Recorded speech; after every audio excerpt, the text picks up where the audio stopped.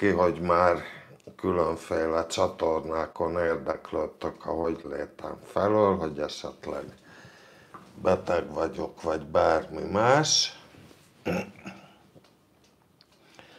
Úgyhogy úgy döntöttem, hogy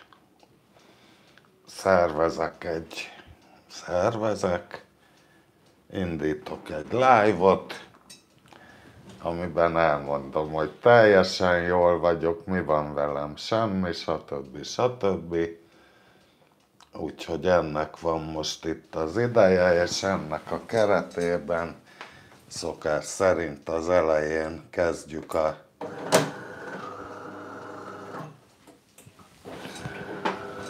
előkészületekkel, méghozzá olyan formában, hogy először főzök egy kávét, megjött az első like, köszönöm szépen, utána nem sokkal az első néző, elnézést, ez most a kávéfőző hangja. Itt van mindjárt mellettem, és azt nem tudom, hogy hol a Ctrl R. Na, elvileg itt lesz a live, és le is fogom némítani. Előtte meghallgatom, hogy jó-e a hang. Szerintem teljesen jó a hang is, kép is, úgyhogy lehet ezt nagyobbra, vagy valami, vagy érdemes. Nem tudom, hogy így lesznek-e majd rajta kommentek, majd meglátjuk, mikor a első néző ír. Hát ez kurva jó nézet lett. Live. Itt látom magam 3-szor, talán még lehet is fokozni. Hogyha még egy kicsit idébb teszem, akkor ti is látjátok, hogy milyen csodálatos lett. És akkor le is főtt a kávém, hoppá! Ott vannak az első üdvözletek, Mikroszilver, meg nem tudom, hogy kicsodák. Úgyhogy ilyen kicsibe kell néznem sajnos, mert így látom a kommenteket. Azt se tudom, hogy ezt hogy lehetne kinagyítani. Hát sajnos már ilyen, minek mondják ezeket a boomer vagyok, boomer, ez a megfelelő szó. Képzeljétek el, hogy ezt elmesélem legutóbb, mikor tankoltam az autóba.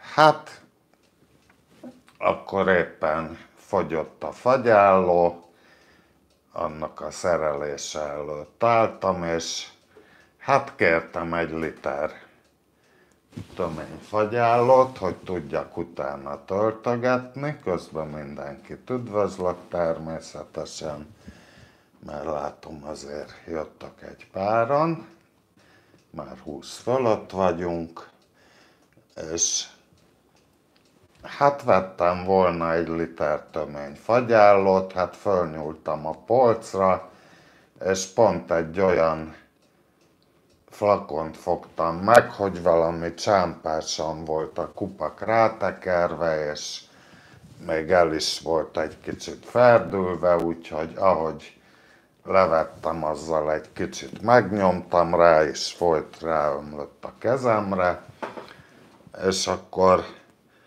mondom a kisasszonykának, aki ott dolgozott, hogy hát megoldható volna egy kézmosás, mert hát próbáltam azzal a kinti papírtörlővel ledörgölni a kezemről, de hát nem nagyon ment. És akkor mondta, hogy persze, hát ott van a mosdó, menjek be. Úgyhogy be is mentem, minden ajtó nyitva volt, én nem néztem férfi-női, bementem az egyiken, ott volt mindjárt a mosdó.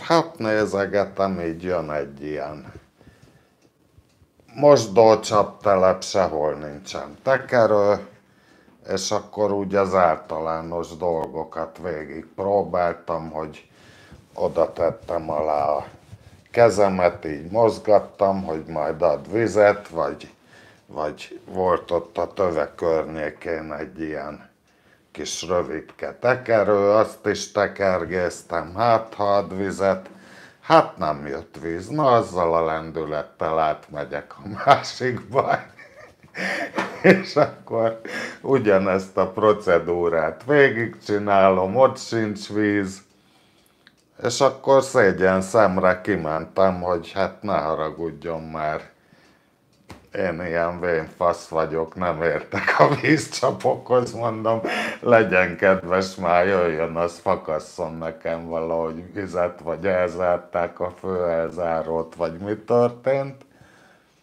És hát erre jön a hölgyike, ugyanúgy alá tartotta csak a kezét, csak nem a csap alá, hanem egész lenn a picsába, mert ugyanis ennek a kurva magas csőnek ott a legtövébe volt az a szenzor, láttam is különben, de hát arra nem gondoltam, hogy oda le a picsába kell tenni a kezemet ahhoz, hogy jöjjön a víz, úgyhogy azért van már, hogy néha ilyen alapdolgok nem teljesen egyértelműek.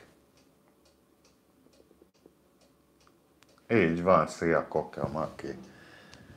Úgyhogy én vagyok az okos otthon okos lakója. Mi az okos órámmal még ráadásul. Ja, hát az is, az nem, hát az egy ilyen szenzoros franckarika volt.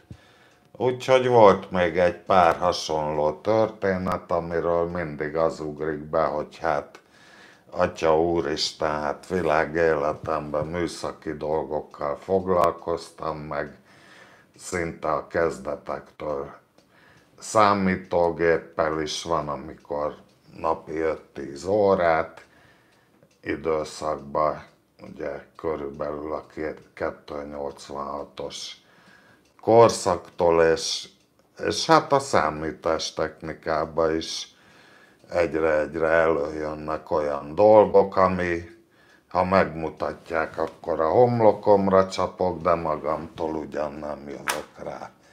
Hát sajnos úgy látszik, régebben ezt el se tudtam képzelni, de hát úgy látszik, hogy ez már egy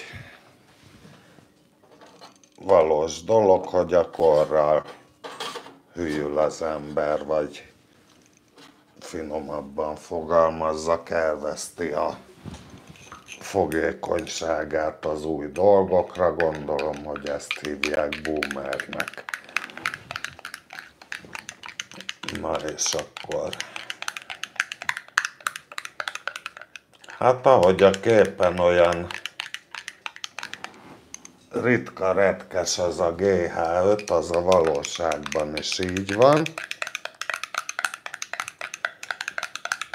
Mert nem volt itt a közben, aki még egy frissítő kávét iszik annak egészségére.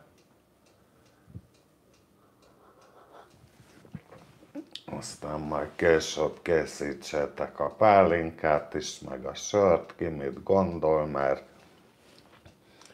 én is gondoltam, hogy múlt hónap első fele óta nem ittam alkoholt, mivel hát azért Baján szegény bandipapát kiittam a tavalyi finom szőlőpálinkájának a maradékából, mert olyan aranyos volt, hogy nekem adta.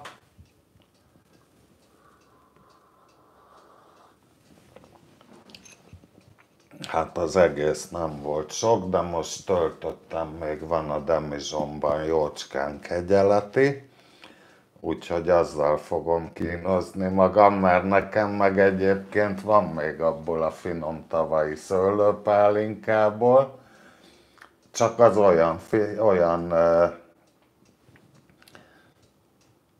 olyan finom, hogy sajnálom meginni, úgyhogy azt még én itt spájzolgatom magamnak a későbbiekre. Úgyhogy most nagy fintorogva kegyeletit fogok veletek kortyolni. És még ki se töltöttem, úgyhogy megint lesz szokás szerint, amikor eltűnök és csak a hangomat meg az üvegcsattogást fogjátok hallani.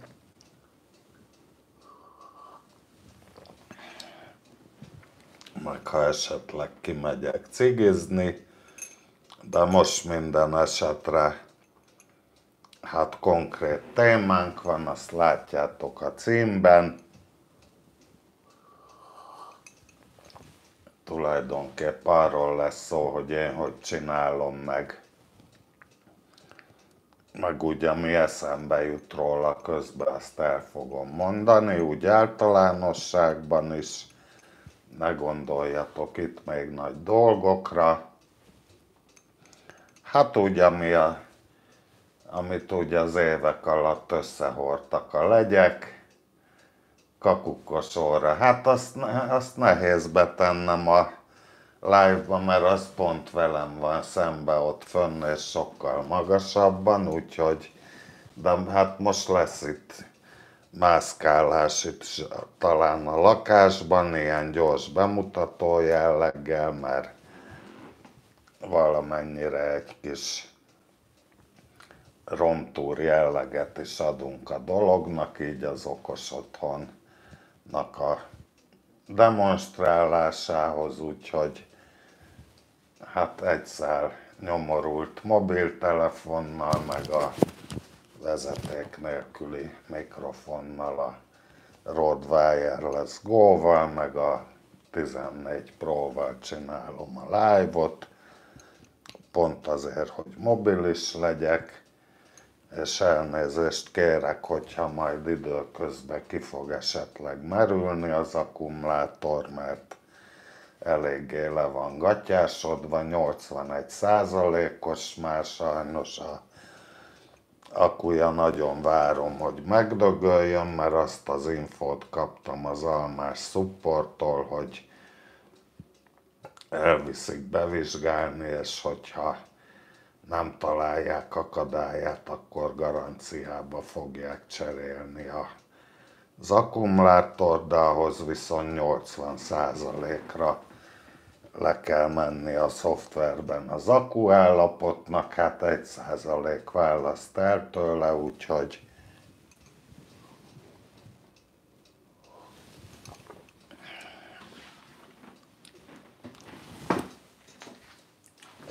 ez a helyzet.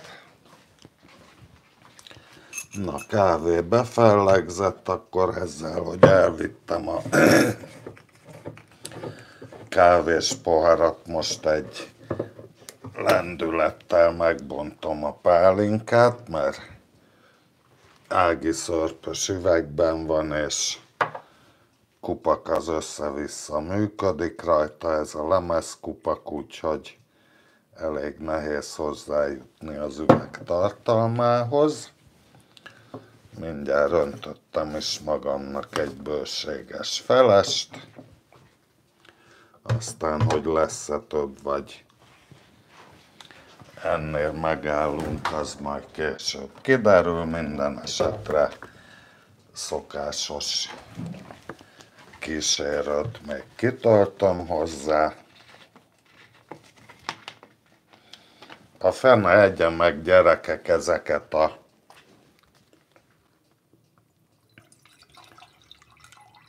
visszaváltós palackokat, nem tudom, hogy mit szóltok hozzá. Ja, hát kezdjük ott, hogy hát ezt már a kicsinyesség csimborasszójának tartom a koldulásban, hogy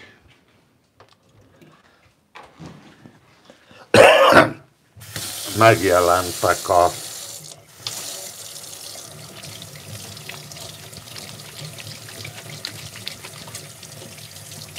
megélhetési palackoldusok a YouTube-on, mert azt még megértem, aki járja az utcát és maga szedi össze.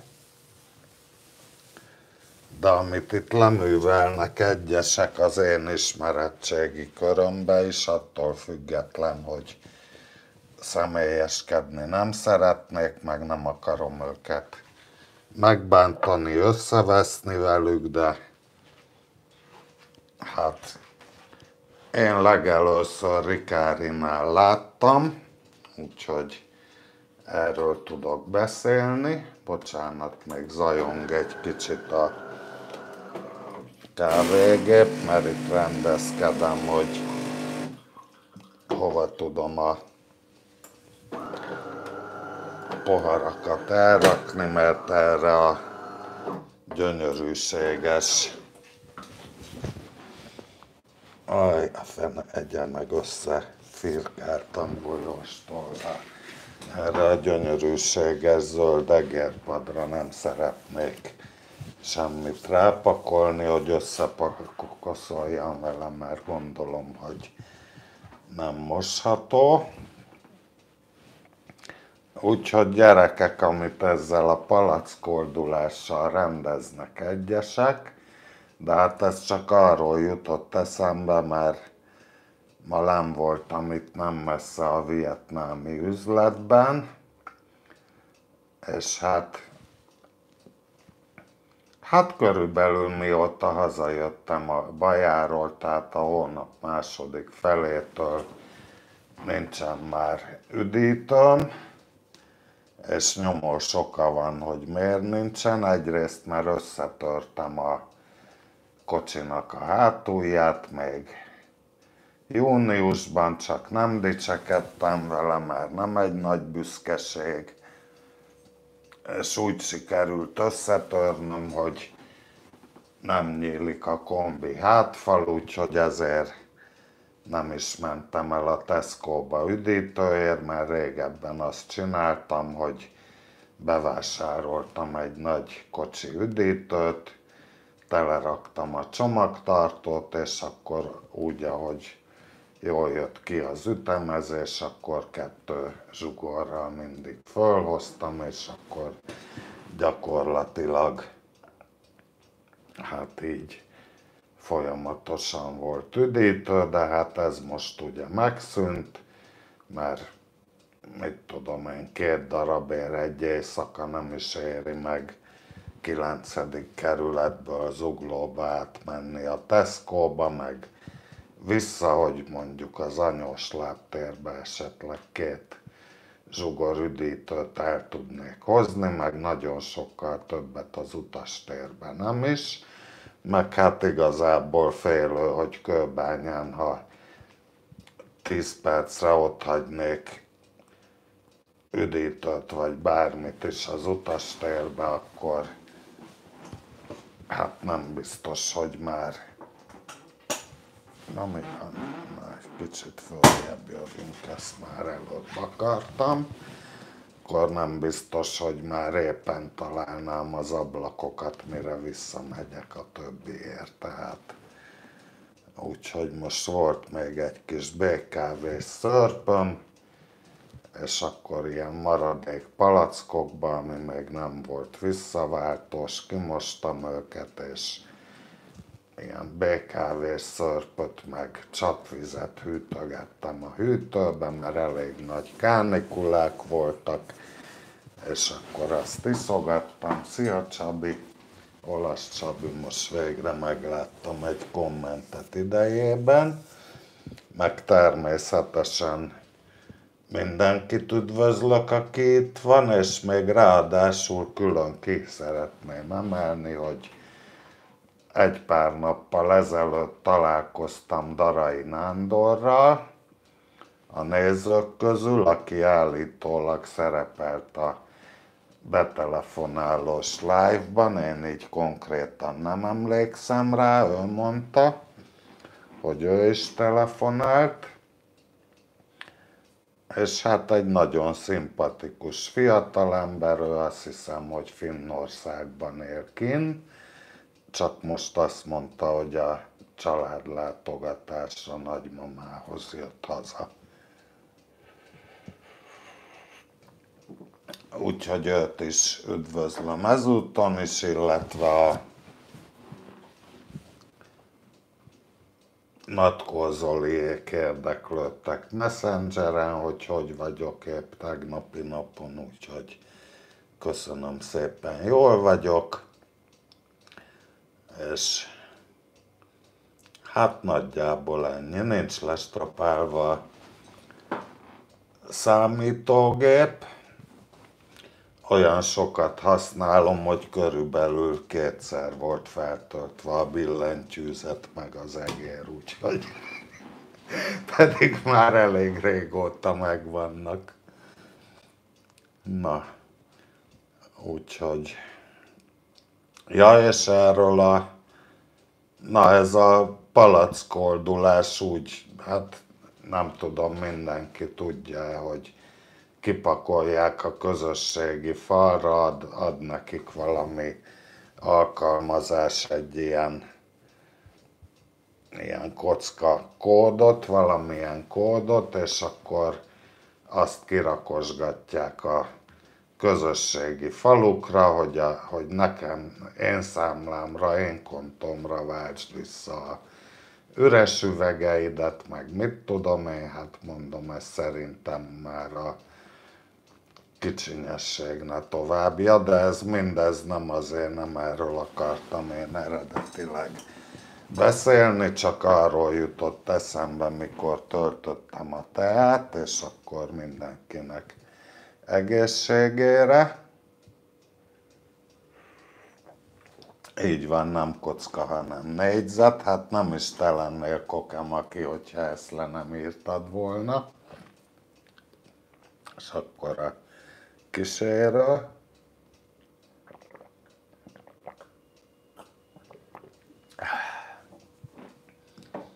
Az finom hűtő hideg ájsztea.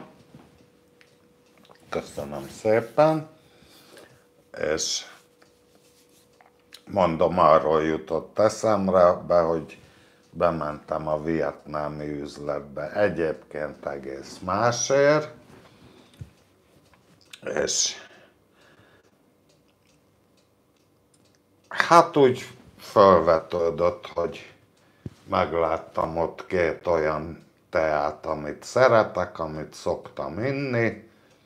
Hát mondom, egyszer kibírom, megveszem azzal a 2 flakonnal, és akkor, mikor blokkolták, akkor látom, hogy gyakorlatilag szinte ugyanannyiba kerül most valami csoda folytán náluk is, mint a Tesco-ba, és akkor megkérdeztem, hogy van-e belőle még 2 zsugorral, mert akkor vinnék egy nagyobb készletet, ugye, és hát amit elszerencsétlenkedtek ott a pénztárszámítógépnél ezzel az 50 forinttal, hogy egyesével átbogarásszák a flakonokat, hogy most 50 forintos, nem 50 forintos, utána nem tudja beblokkolni, szalottáltam vagy 4 órát, mert az a szerencse, hogy gyakorlatilag 3-4-en voltunk az üzletbe, és egyedül álltam a pénztárnál, úgyhogy végül is nem volt egy tragédia, mert semmi kiemelkedő dolgom nem volt, vagy halaszthatatlan. Igazából mai napra már semmi programom nem volt. Eredetileg az lett volna a programom, hogy megkajálok a Maglódi úton az autós büfében, ott a Lidi mellett, már most az jutott eszembe, múltkor már egyszer kipróbáltam, és szép adagok vannak kultúrált áron, úgyhogy ha mondom, az jó lesz reggelizésre, és utána elmegyek a szerelőhöz egyrészt megbeszélni ugye a lakatolással kapcsolatos, tehát gyakorlatilag az időpontot nagyjából, mert hát az árat azt majd úgy is mondják, hogy mennyi, végül is a munka az adott. Itt a nagy probléma az, hogy fedezet nincs rá tulajdonképpen, tehát azért húzom, halasztom, mert hívtam én már a szervizt ezelőtt. Hát közvetlen, ahogy hazajöttem Bajáról, de a másik főnök vette föl, és mondta, hogy a héten Szabin van az a főnök, akihez én járok, úgyhogy hívjam akkor, és hát én meg aztán el is felejtettem, nem is volt olyan igazán fontos, meg a legfő oka az, hogy nem nagyon voltam eleresztve, hogy már is belekezdjünk. Hát most ugye 3 nap múlva jön egy újabb fizetés, de hát ki tudja, hogy megint, hogy leszek kistaférungolva, ugye mikor,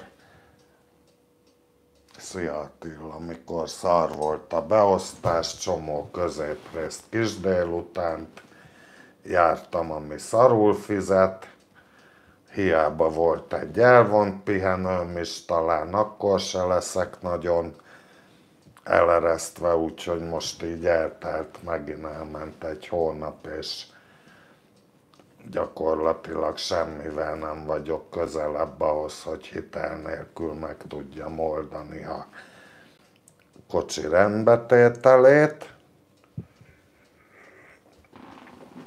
Csak hát közben nem sokkal a hazajövetel után megint elkezdte az elektronika a hülyéskedést, olyan szinten, hogy hát gyakorlatilag egyáltalán nem megy a kocsi, ugye világít a kis... Szia Ricsi! Hogy most mi van? Itt van Rikári? Biztos itt van, hogyha valaki neki köszön, meg látom. Bözsi is itt van, mindenkit üdvözlök. Neked is egészségedre, Ricsikém, hogyha fogyasztasz valamit, és köszönöm szépen. Úgyhogy...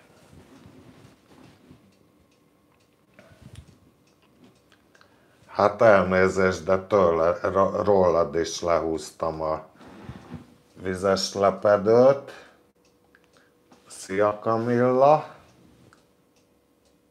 Primeneku!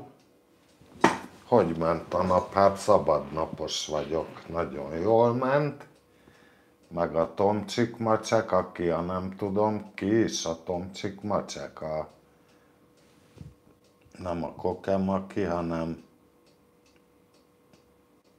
mindegy, nem jut eszembe a régi neve. Azért nem jó, ha változtatjátok, gyerekek, mert nem tudja az ember személyhez kötni, még így fejbe se.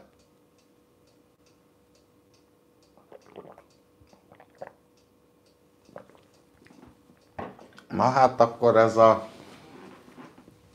Ja, Janek Vladek, így van, köszönöm szépen, hogy megmondtad, akkor te vagy a rendőrbácsi Óbudáról. Szevasz Bözsikém, neked is köszönöm. Na szóval, hol tartottunk? A sírásnál tartottunk, hogy Buksika össze van törve és nincs rá pénz, úgyhogy ezért be sincs jelentve a szerelőhöz, csak ebbe az a Útmester Kft-be kell mondani.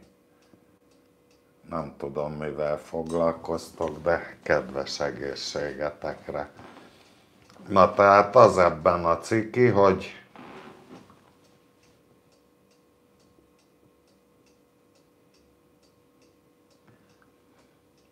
az benne a ciki, hogy lehet, hogy útban van a szerelőműhelyben az az alkatrész, konkrétan egy ilyen hátsó kombiajtóról van szó, az tört össze többek között, amit már egy bontóban megvásároltam, és Füles meg egy cimborája segítségével sikerült el is juttatnom a szervizbe, mert ugye a buksiba nem fér be, főleg, hogy nem nyílik a hátulja. Úgyhogy igazából ebből a szempontból ciki, hogy hát mikor lesz a javítás, mert hát gondolom, hogy nekik az esetleg ott útba lehet. Úgyhogy holnap mindenképpen fogok menni. Hát mára volt a terv, mondom, a kajálás után, de viszont képzeljétek el, hetek óta szar a kocsi, műszakilag, motorilag, tehát nem húz, nem megy, gyakorlatilag padló gázon, hogy nyomom ki a tűzfalon a lábamat, úgy nem tudom tartani a forgalommal a lépést. Ilyenkor valamiféle szükségüzemben üzemel a motor, és hát ezt már többször panaszoltam, és képzeljétek el, ahányszor oda megyek a szerelőhöz, na majd erre visszatérünk, mert hosszú volt, nem tudtam elolvasni ezt a villamosvezető akármit. Majd úgy szoktuk, aki még nagyon új esetleg a csatornám, bár azt se tudom, hogy mennyi ideig fog tartani ez a live, tehát erre se nagyon lehet alapozni, hogy amikor elfogy a téma, már úgy kezd el laposodni a történet, akkor szoktam nekiállni a kommentmezőnek, és akkor az elejétől kezdve mindenre, ami úgy érzem, hogy választ igényel, arra szoktam válaszolni. Úgyhogy, na most mindegy, erre válaszolhattam volna, mert megvan a válasz a fejembe napi szinten, de épp most mondtam, hogy nem most fogok válaszolni. Na, úgyhogy hát ott kezdődik, ugye beültem a kocsiba, elindultam kajálni, ugyanúgy világított a villáskulcs, tehát égve maradt, mert ugye annak motorindítás után egy pár másodperccel kéne elaludni, ugyanúgy égve maradt a kis villáskulcs, viszont megindult a kocsi, mint a tártos, úgy ahogy volt, mindjárt idegen. Aztán ugye megettem a kis brassóimat az autós büfébe,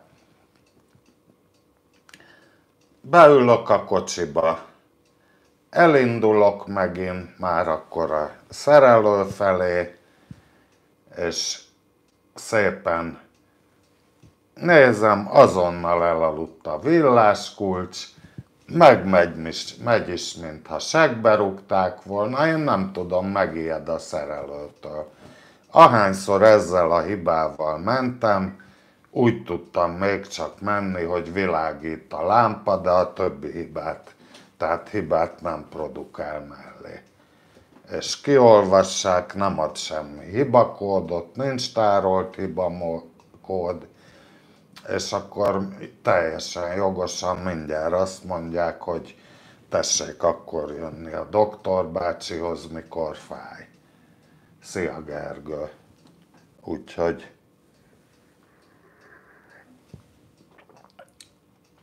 én nem tudom, mi történt, gyerekek, de megfinomodott ez a kegyeleti, komolyan mondom, elmúlt az volt egy olyan szúrós mellékíze, és most nem érzem egyáltalán.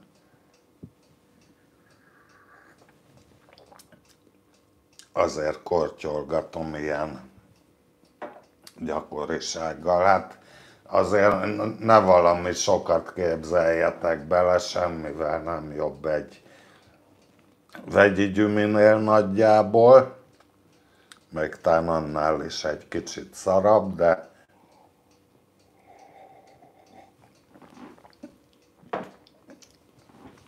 de úgy saját magához képest sokat javult általában. Volt szellőztetve is, mert azt kaptam tanácsot, hogy néha egy kicsit szellőztessen meg, úgyhogy ennek megfelelően jártam el. Ugye üvegben van, nem műanyagba, és akkor érdekes módon elmúlt a szúrós mellékíze, és akkor tegyük hozzá, hogy na, Ricsi is mondja, hogy neki is elmúlt. Hát ennek szívből örülök. Úgyhogy ugyanúgy elmúlt, mint a kocsinak ma délutánra minden bánata. Úgyhogy azt találtam ki, hogy én ma már most műszak vége fele nem megyek a szerelőhöz, Füles le is baszott érte. Úgyhogy mondom, esetleg itthonról fölhívom őket, hát 3-szor csörgettem, de egyszer se vették föl, úgyhogy holnap már aztán tényleg ki fogok menni, csak jóval korábban. Mert hát azért előbb-utóbb itt a ősz meg a tél, meg hát tényleg jó lenne, ha nagyon ritkán szükség lenne a csomagtartóra, akkor tudnám használni, meg nem is szívesen közlekedek vele, mert rá van írva az én hülyeségem, mert mindenki látja, hogy tolatási baleset, ugye nem egy oszlopnak tolattam neki egyébként, apró sebességgel, de nagyon csúnya eredménnyel, úgyhogy hát csodásítani se szeretem, meg hát azért van igényem rá, hogy valahogy kinézzen a kocsi, ugye kéne egy alvázvédelmet is csinálni egyúttal, meg a küszöbök elején a kis rozsdák egyre nagyobbak, azt is rendbe kéne tenni, úgyhogy tulajdonképpen erről van szó, és akkor iszom tovább, egészségetekre. Látjátok, milyen sokáig el lehet egy felessel lenni, szóval én nem szeretek úgy inni, hogy kiteszik, beöntöm, és akkor jöhet a következő. Azért, hogy hűljön az ember.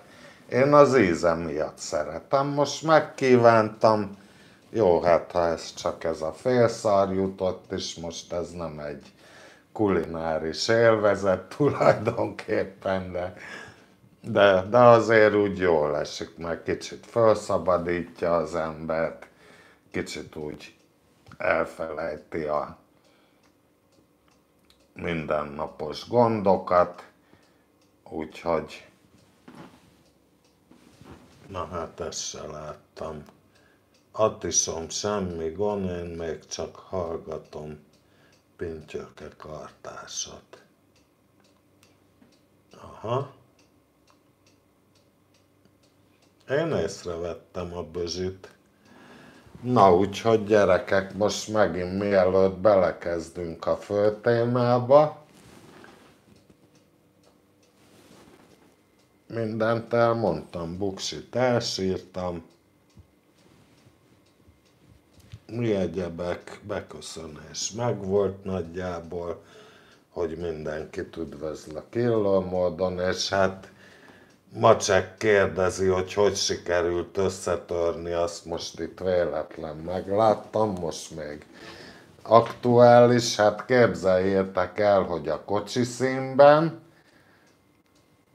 előzmény tök mindegy, csak fölidegesítettek az idióta parkolásukkal, kollégák, munkába menet egyébként, és elkezdtem tolatni, csak az a kis apró nüansz kimaradt a fejemből, hogy már magától ugye a kormány visszaállt egyenesbe, ahogy már túl voltam a kanyaron, és szép lassan elkezdtem tolatni, és hirtelen kinőtt mögém egy 100 éves felsővezeték tartó oszlop, azt szépen lestukkoltam, majdnem a kellős közepével, szarrá ment a jobb vállam olyan szinten, hogy még baleseti jegyzőkönyvet is vettünk föl a nap végén, mert már mozdítani nem tudtam a kezemet. Gyakorlatilag 2 napig balkézzel vezettem a villamost kizárólag, mert a jobb az alkalmatlan volt bármire. Úgyhogy hát azóta úgy van a kocsi, úgy voltam már vele baján is, mert ez még júniusban történt, és úgyhogy hát én is az utastérbe hurcolkodtam le, meg vissza is ugye Bajára, meg Bajáról.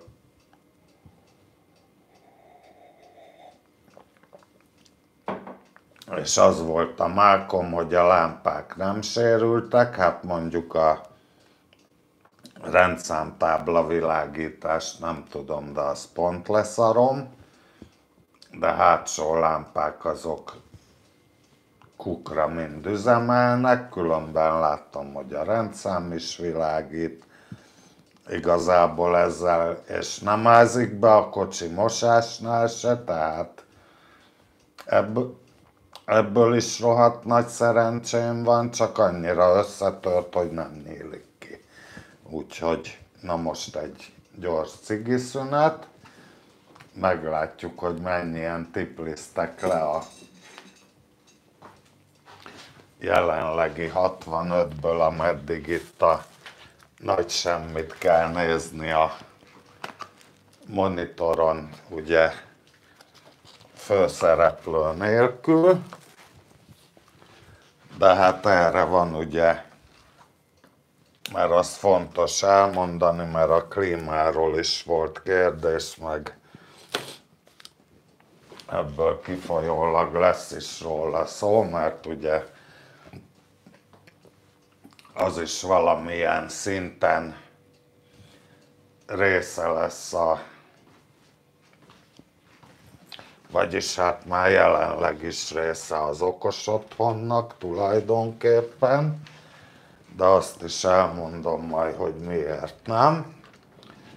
Úgyhogy most kimegyek a folyosóra, gyönyörködöm egy kicsit a kültéri egységben, mert itt van a bejárati ajtótól mondjuk körülbelül 2,5 méternyire.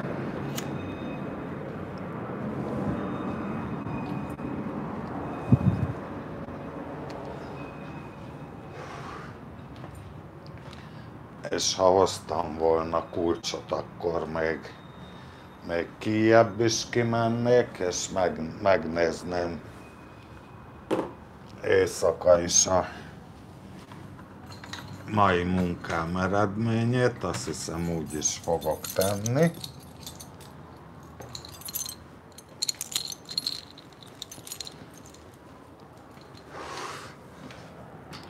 Ugyanis lehet, hogy ki fogtok röhögni, de hát a mai napon 1 óra hosszán keresztül porszívóztam itt a függő folyosó felől a ház vakolt homlokzatát. Hát természetesen itt az én saját portám előtt. Kizárólag, meg amíg a madzag elért a szomszédasszonyhoz, ott is egy csíkot megcsináltam, meg egyébként itt belül a kis folyosóban is minden évben meg szoktam csinálni, ugye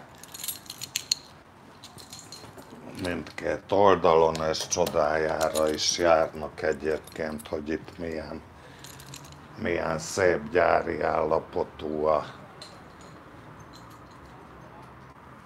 színes vakolat.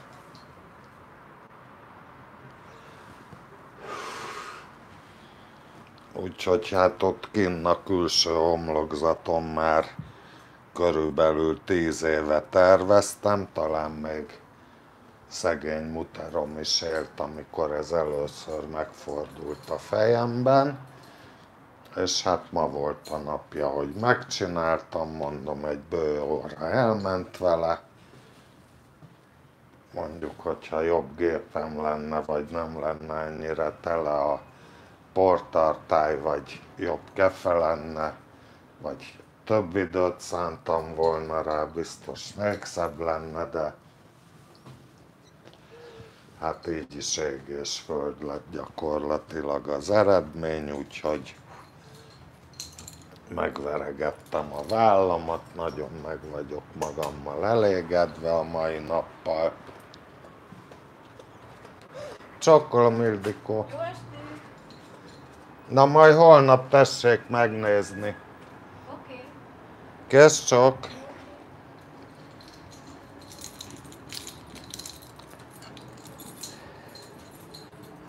A szomszédasszony épp itt ment el a folyosón, és hát náluk nem ilyen rózsás a helyzet, mert őket is zavarta, hogy porolódik, koszosodik a vakolat, de még a régi lakók ott a frontjukon úgy gondolta, hogy valami háztartási vegyszerrel megkezelték, úgyhogy ilyen egész más színű fakol lett a vakolat foltokban ráadásul, úgyhogy hát most szerintem per pillanat a házba valószínűleg a enyém hasonlít legjobban a gyári állapothoz.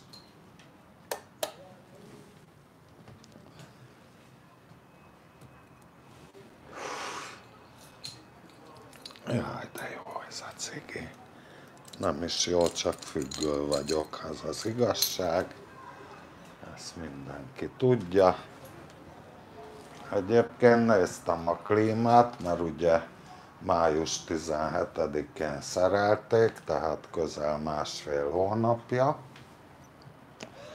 és abból egy hónapot üzemelt is.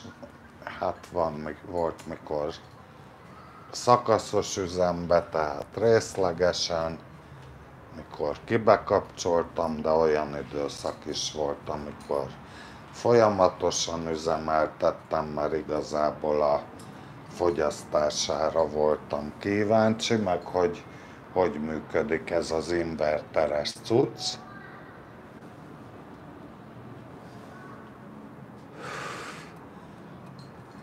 Egyébként lehet, hogy kevés benne a gáz, vagy valami nyűgje van, mert hát olyan hideget az én klímám nem bír fújni, mint ami az én környezetemben elérhető. Gyakorlatilag a BKV-s klímák azok állandóan olyan hideget fújnak, hogyha közvetlenül odaállsz alá, akkor gyakorlatilag nekem fáj olyan hideg, pillanatok alatt az izületeim elkezdenek fájni, főleg a vállaim. És hát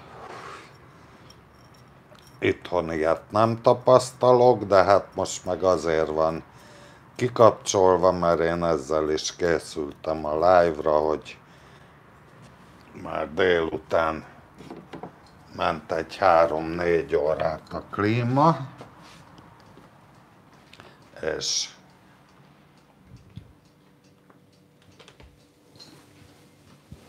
hát gyakorlatilag a megfelelő szintre lehűtöttem a lakást. Ja, hát és a másik az, hogy igazából még ilyen többnapos tartós üzembe se tudta ezt a pindurka kis lakást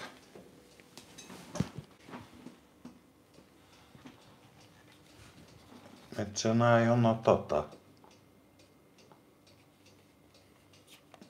Fogd már ve, Tata.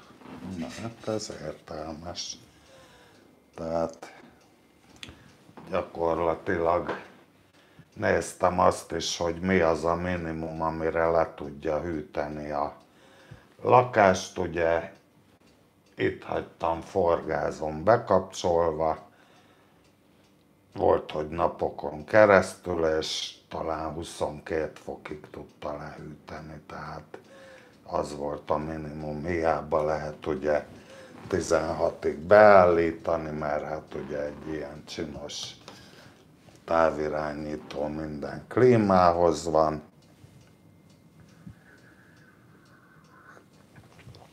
De az a 22,5 fok az a minimum a 3.2-es klímának erre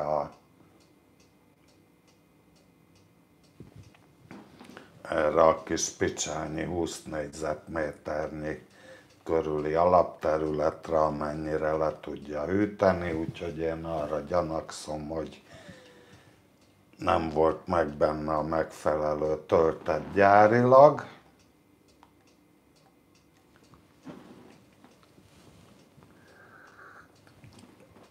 Ricsikém, dob már ki a trollt, légy szíves, ha hallod meg itt, vagy esetleg, vagy aki még jogosult, nem tudom, hogy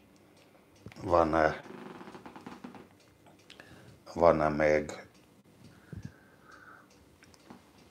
valaki, aki jogosult, de hát mindjárt én megnézem, mert ugye én is biztos jogosult vagyok.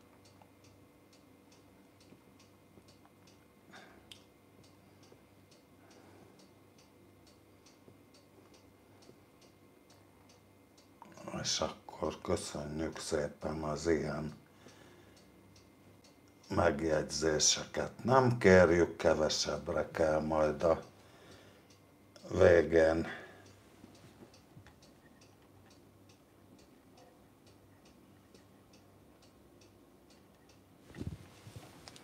reagálni, és akkor lehet, hogy még azt majd fogom figyelni, hogy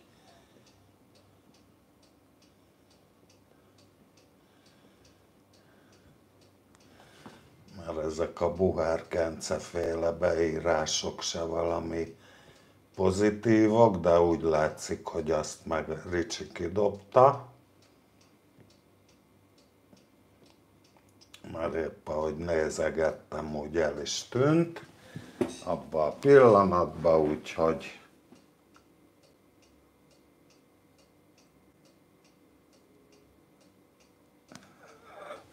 valami keskeny akárkit meg Rikári 86 000 másodperccel letiltotta.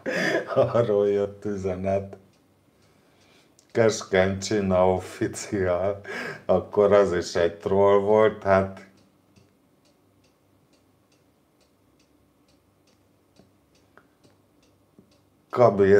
Kabir Bedi megírja, hogy lehúzza a nézőket. Na jó van.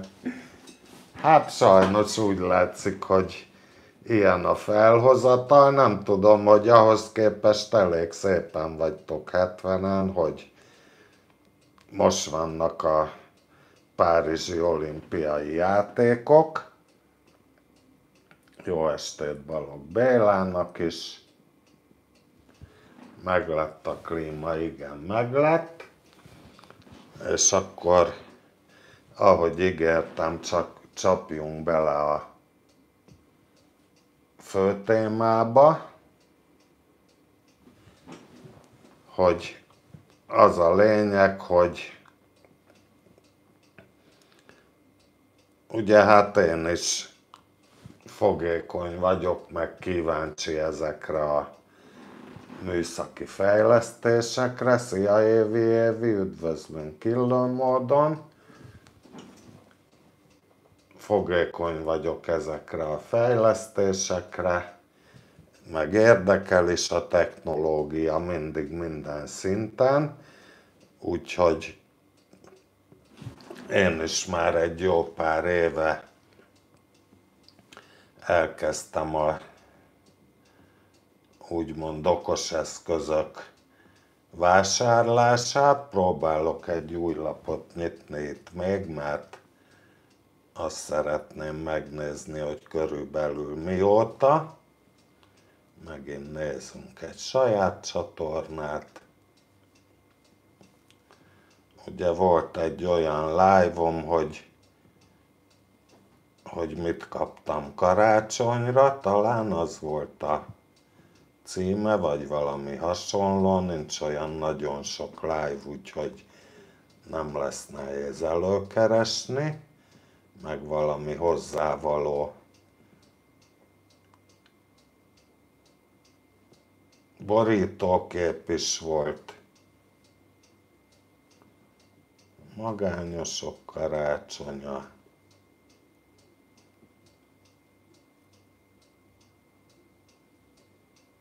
Mérges pintyőke. Kösz, hogy már 8000-en vagytok. Mobilláb, nyárvégi, októberi. Betelefonálós, beszélgessünk hazafelé. Na mi van, gyerekek? Hát csak nem eltűnt egy karácsonyi live. Ez érdekes. Hát akkor nem tudom megmondani, de hát én szerintem legalább 5-6 éve van, akkor többet nem tudok róla mondani, mert sokszor a saját YouTube csatornámon szoktam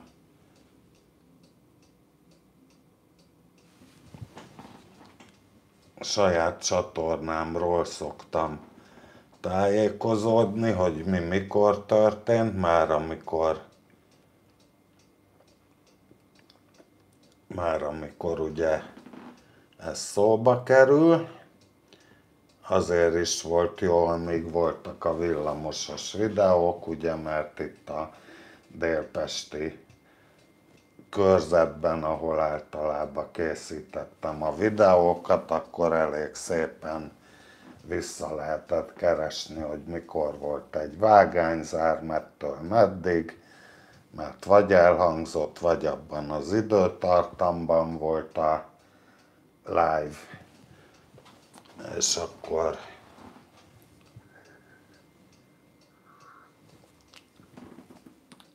annak alapján később tudtam tájékozódni, hogyha szóba került, vagy akár más is tudott tájékozódni.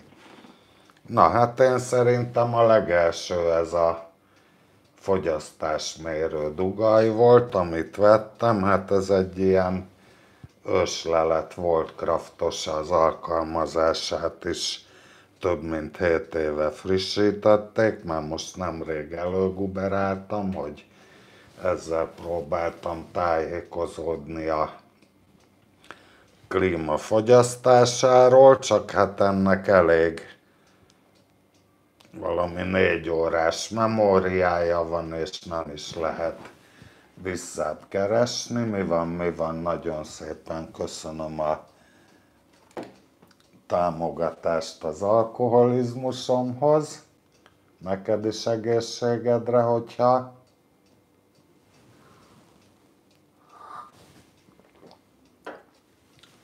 esetleg fogyasztasz valamit, és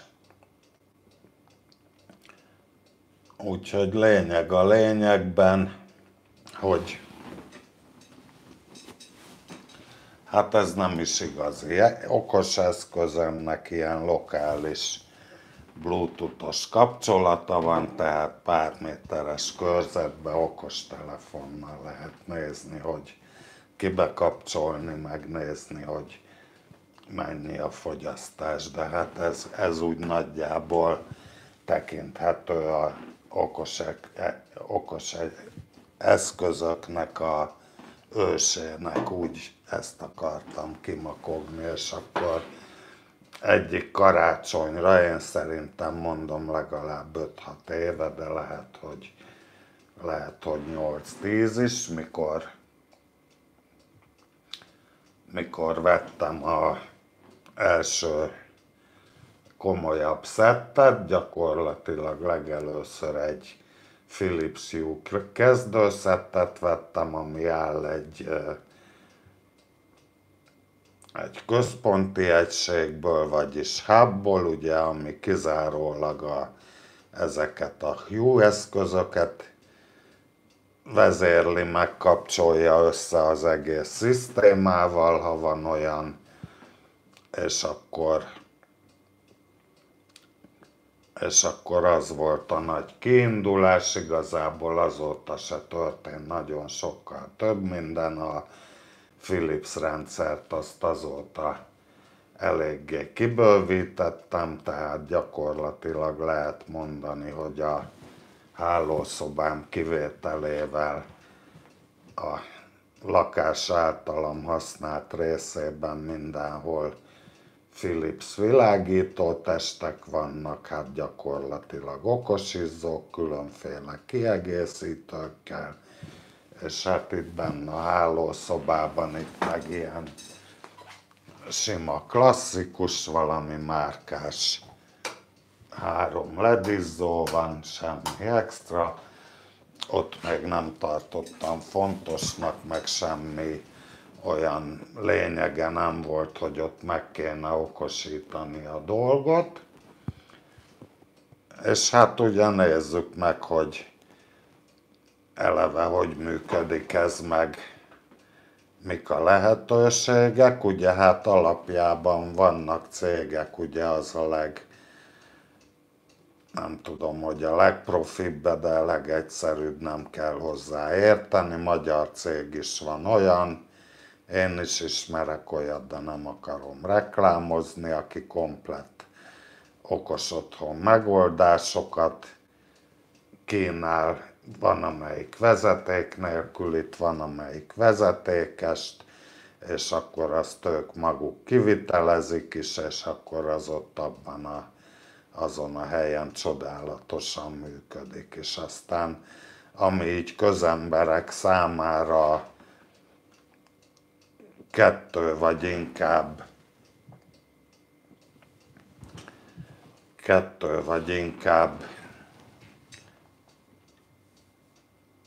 na hát ez a jó asszony vagy jó ember nem bír magával, úgyhogy most végleg kitesszük a szűrét, úgyhogy nem tudom, minek kell egyfolytában fasságokkal bombázni a kommentfalat, komolyan. Nem tudom neked, hogy esne, hogyha csinálsz live-ot, és akkor ezt művelik az agykárosultak, na mindegy. Na, hol tartottam? Tehát igazából közember számára, aki nem bíz meg, aki direkt ezzel foglalkozó céget, akkor az a lehetőség van, hogy szevasz Tomikám, üdvözöllek, itt van Füles is. Tehát még egyszer ugye az a lehetőség van a köznép számára, hogy 3 platform közül választhat nagyjából, illetve van még további is, de ne nagyon cifrázzuk. Tulajdonképp a 2 fő az a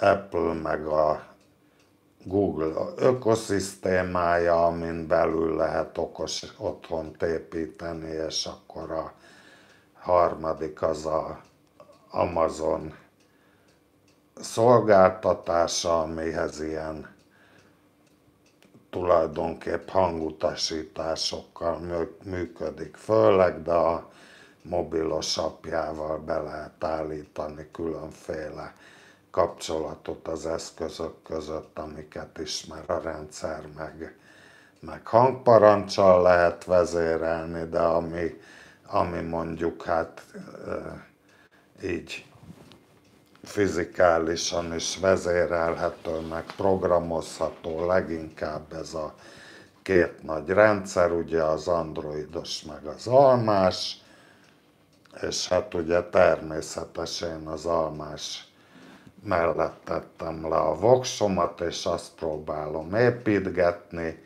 Nem mondom, hogy bármivel is jobb vagy rosszabb, mint a Google-féle. Nem ismerem azt, nem tudok róla nyilatkozni, tehát ilyen vitákba nem szeretnék belemenni se. Igazából az a lényeg, hogy egy ilyen rendszer építése úgy kezdődik, hogy kell legyen hozzá egy úgynevezett okos otthon központodnak. Na most ez a Szevasz Zolikám. Ja, bocsánat, Messengeren írta Natkó Zoli, azt most nem olvasom el, de ha meg itt is van, akkor üdvözlöm. Ha meg később nézi vissza, akkor is üdvözlöm. Na tehát, vasútmodellpálya, az biztos a Fülesnél bővült, nem dicsekedett vele, de hát majd biztos valamikor arról is beszélünk. Úgyhogy, tehát az első, hogy szükség van egy okos otthon központra. Most én az almás rendszerről beszélek. Ez lehet vagy egy Apple TV, ugye, ami egy TV okosító, egy gyengébbek kedvéért. Almás kivitelben lehet egy HomePod, ami egy almaféle okos hangszóró, annak elvileg bármelyik verziója alkalmas okos otthon központnak, illetve lehet egy iPad, ami pedig a Apple ökoszisztémában ugye a táblagépnek a meghatározása, és akkor én ezek közül ugye kettővel rendelkezem, az Apple TV meg az iPad. Na most hát nyilván úgy voltam vele, hogy nem praktikus az iPad-et használni okos otthon központnak, mivel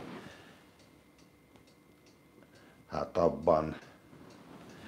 abban ugye akkumulátor van, és akkor azt folyamatos töltés alatt kell tartani, meg folyamatosan itthon kell tartani, tehát azzal gyakorlatilag a mobilitása megszűnt volna, tehát maradt az Apple TV, ami birtokomban van, ami amúgy is egy helyhez kötött hálózatról üzemelő eszköz, és akkor én beállítottam a telefonomon, hogy ez az Apple TV lesz az én okos otthonomnak a központja. Ugye sokat gondolom nem tudok majd róla mutogatni.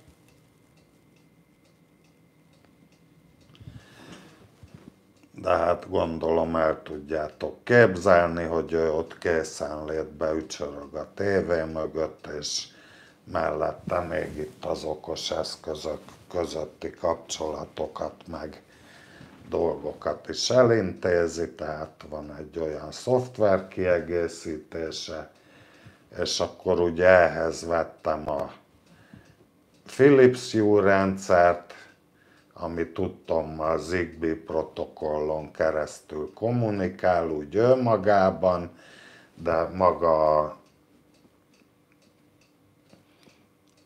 a Philipsnek a központi egysége, az pedig UTP kábelen csatlakozik a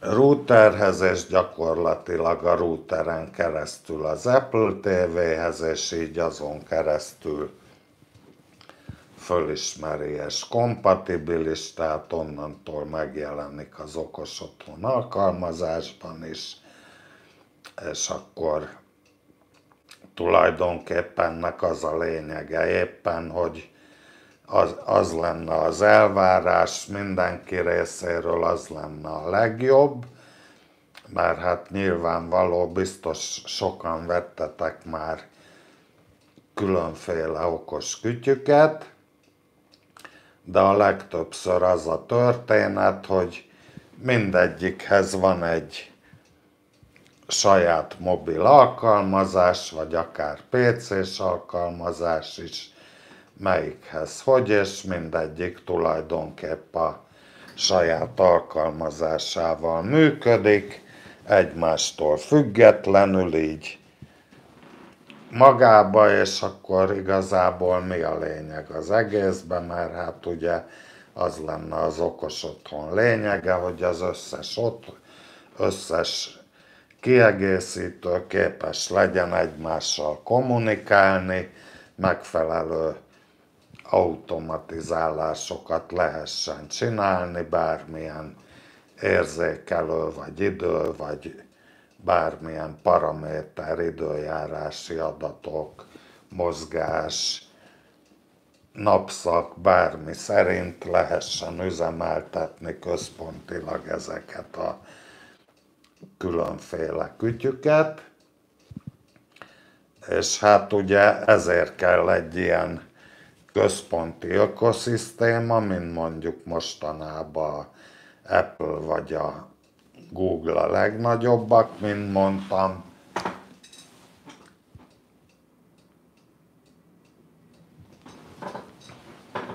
És hát ugye Réti Gergő írja, hogy ennek van egy hátulütője. Jut eszembe, hogy ezeknek az eszközöknek ahhoz, hogy ők az év 365 napjában elérhető legyen, ugye ahhoz ezeknek mindig készenléti állapotban kell lenniük, tehát gyakorlatilag ugye ezek áramot fogyasztanak valamilyen szinten. Egyébként van sok kiegészítőm, hát sok, több, jó pár kiegészítőm van, ami nem hálózati táplálású, hanem gombelemes jellemzően.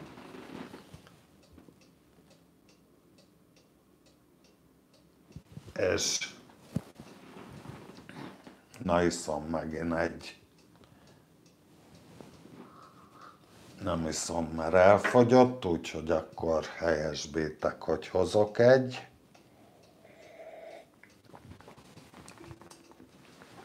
Pálinkát, tehát azzal tisztában kell lenni, hogy ezek az okos eszközök folyamatosan áramot fogyasztanak. Hát egyébként nagyon minimális mértékűek ezek a készenléti fogyasztások, de azért, hogyha sok van belőlük, akkor az már akár jelentős is lehet. Hát ugye régebben, még okoskodás előtt mindig a tévét meg a különféle távirányítóval működtethető berendezéseket hozták erre a készenléti fogyasztásra példának, mert hát értelemszerű, hogy ahhoz, hogy reagáljon egy jelre, ahhoz már neki üzemelnie kell valamilyen szinten, ugye ezt hívják készenléti állapotnak, és hát az bizony áramfogyasztással jár. De hát elmondom, hogy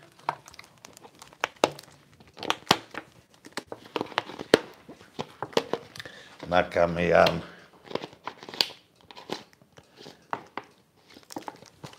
2 havi 4000 forint volt a villanyszámlám még az áremelések előtt, és abban benne volt a mosógép is, meg a hűtőszekrény, amik gyakorlatilag itt nálam a nagyfogyasztók, mivel ipari gépeket nem üzemeltetek, gyakorlatilag itt a stúdiókomplexum az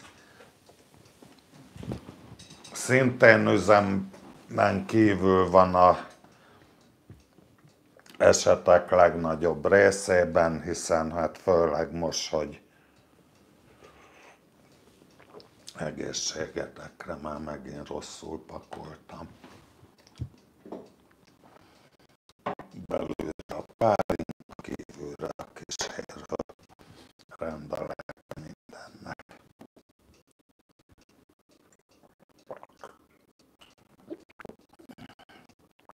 Tehát gyakorlatilag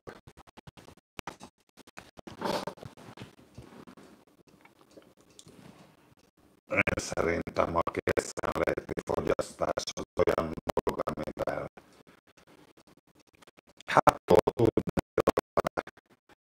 nem igazán érdemes vele számolni, érdemes még talán éves szinten sem.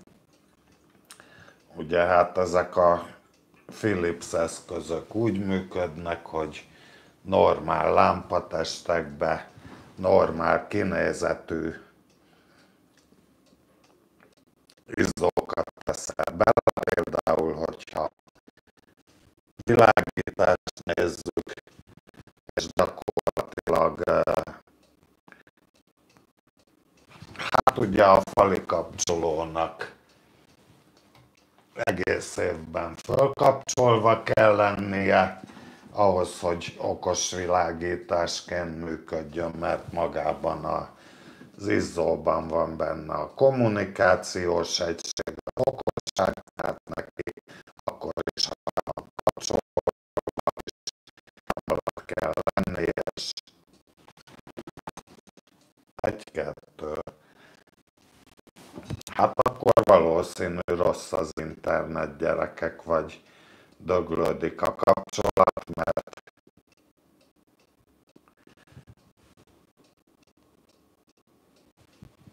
nem tudom, mi van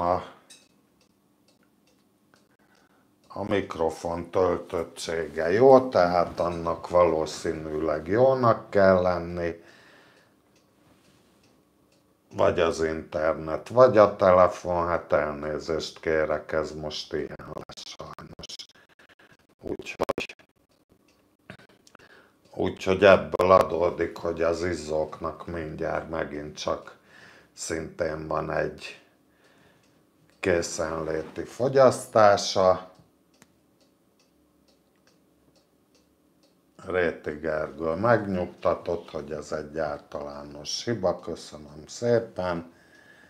Lehet, hogy a YouTube csinálja, Andrásnak nagyon szépen köszönöm ismét a 2000 forint támogatást okos KCV-re. Hát sajnos olyan drágára taksálják ezeket a KCV-ket, meg olyan infláció van, hogy én szerintem még egy ablaktörlő gumit, vagy egy modellalkatrészre lehet már lassan sajnos venni ennyi pénzből.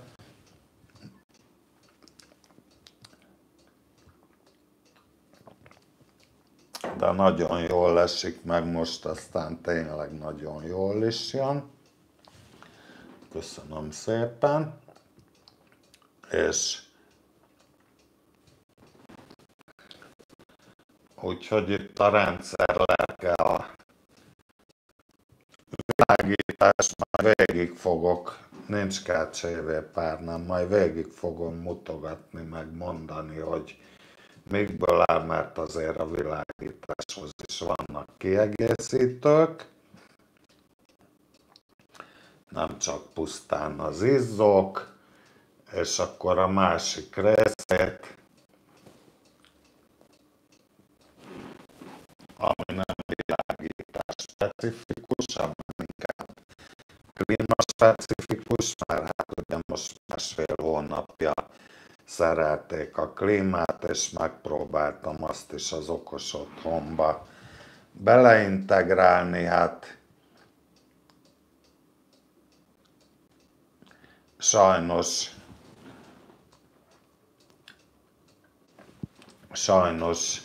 azt kell mondjam, hogy elbukott a próbálkozás, de majd ezt is el fogom mondani. Most nem megy a klíma, kímélek benneteket a hangjától, bár mondjuk délután 4-től 8-ig be volt kapcsolva, és már igazán halkan meg alacsony fokozaton ment, de ez is úgy működik, hogy kicsit úgy prüntjög, akkor kicsit fölhangosodik egy ideig, akkor megint elhallgat, úgyhogy inkább nem akarom itt a fesztivált csinálni, meg hát itt ülnék közvetlenül alatta, úgyhogy tabulátor nem fér bele az otthonba. Úgyhogy nálam gyakorlatilag 2 részre tagolódik a okos otthon jelenleg, bár vannak további bővítések tervbe véve. Az a lényeg nálam, hogy mindig azt tartom szem előtt, hogy megbízható cucc legyen, és rohadtalma kompatibilis, tehát hogy lehetőség szerint be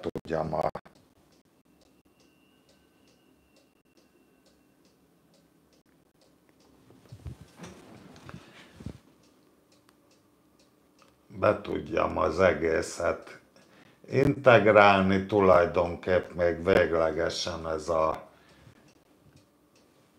klíma dolog sincs elvetve, mert elvi síkon még az Alexán keresztül is be tudok állítani, tehát össze tudom kapcsolni a egyéb rendszerekkel, úgyhogy hát kicsit felemás lesz akkor, de akkor már ilyen alapautomatizálásokat, amiket szeretnék megoldani, azt meg tudom csinálni. Konkrétan mit tudom én? Jó, beállítod a klímát, bekapcsolod a mobil alkalmazással a világ bármely pontjáról, bármikor tulajdonképp, meg az alkalmazásba időzítéseket is be lehet állítani, hogy 6-kor kapcsoljon be, 8-kor megkapcsoljon ki. Olasz Csabinak nagyon szépen köszönöm megint csak a támogatást. De viszont az a helyzet, hogy olyan automatizmusokat, ami viszont időjárás függő,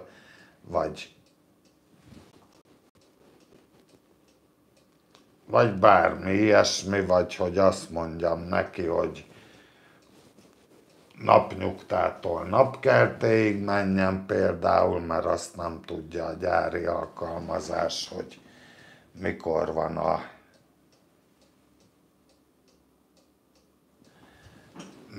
van a napnyugta meg napkelte, tehát gyakorlatilag ugye innentől kezdve azt nem tudja beállítani.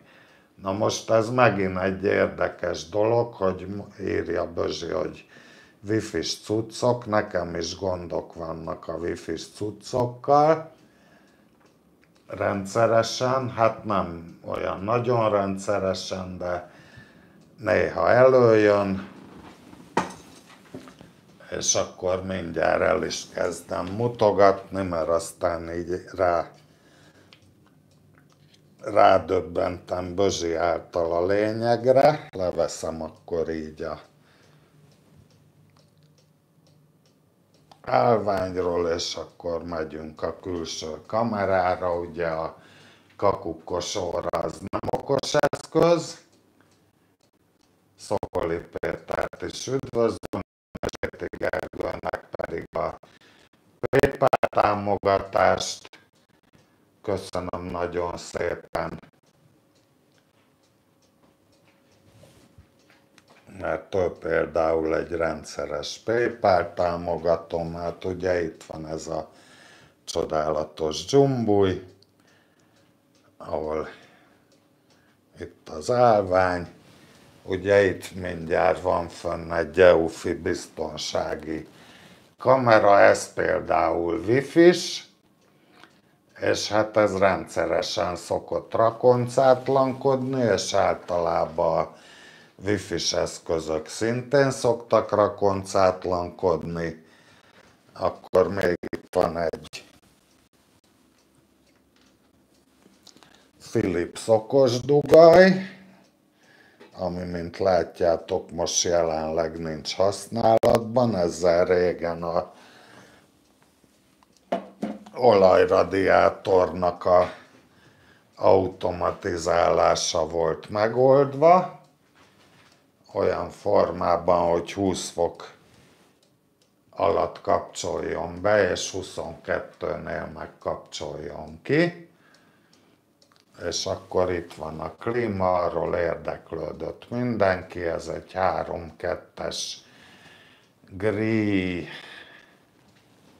Pulse, vagy mi hogy kell mondani, úgy van írva, hogy Pulse, az a típusa, Gree a márkája, ugye hát vannak ilyen Philips okos kapcsolók, ugye ez ilyen mágnesesen levehető a tartójából, nem sok értelmét látom, mert ha már oda raktam, akkor ott a helye, de lehet vele ilyet csinálni.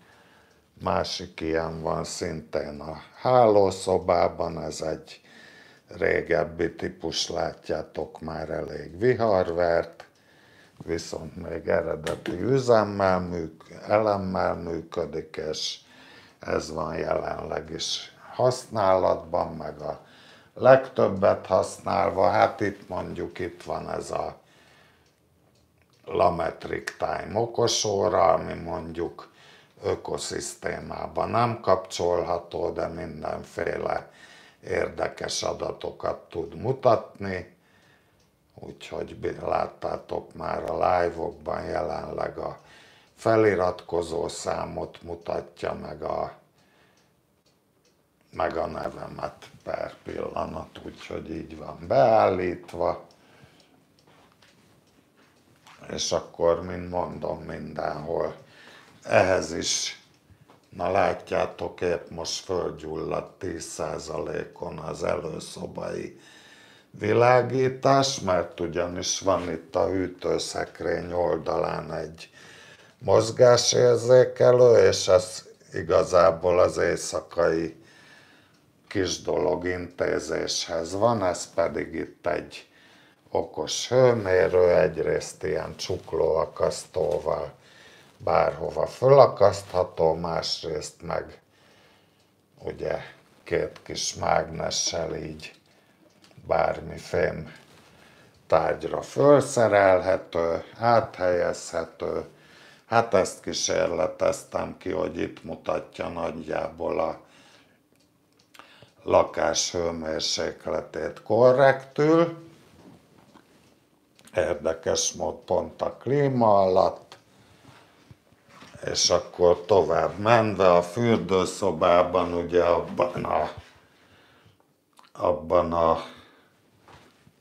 itt a ajtófélfán van még egy mozgásérzékelő, ez is egy ilyen kis csavaros bizbaszra mágnesesen csatlakozik, és akkor tulajdonképpen ő egyrészt mozgásérzékelő, kapcsolja a fürdőszoba világítást, meg ő benne is van egy hőmérő, és akkor még ha fölmásznánk a hűtő tetejére, akkor ott a hosszabbítóban benne van az a másik okos konnektor, az egy Merosz márkájú, és az pedig ugye szintén Wi-Fi-s, és az méri a klíma fogyasztását, meg esetleg áramtalanítani is lehet vele, stb. És akkor ez a két cucc meg itt a hűtőn, ezek meg TP-linkek, már márkára, és a TP-linknek meg itt van a központi egysége, ami nemhogy TP-Link Hub, hanem még okos csengő is, meg riasztó egyben, úgyhogy még egy okos gomb segítségével, amit kitennék a folyosóra, bárki által elérhető helyre, akkor még egy csöngőm is lenne gyakorlatilag. Úgyhogy ilyen dolgokból állnak áll nálam az okos otthon legalábbis. És hát ezeknek a összekapcsolása, automatizálása, ebbe az a jó, tulajdonképp a Philips az egy reteg drága márka, úgyhogy hát azzal, na hát csak be kell kapcsolnom a klímát, mert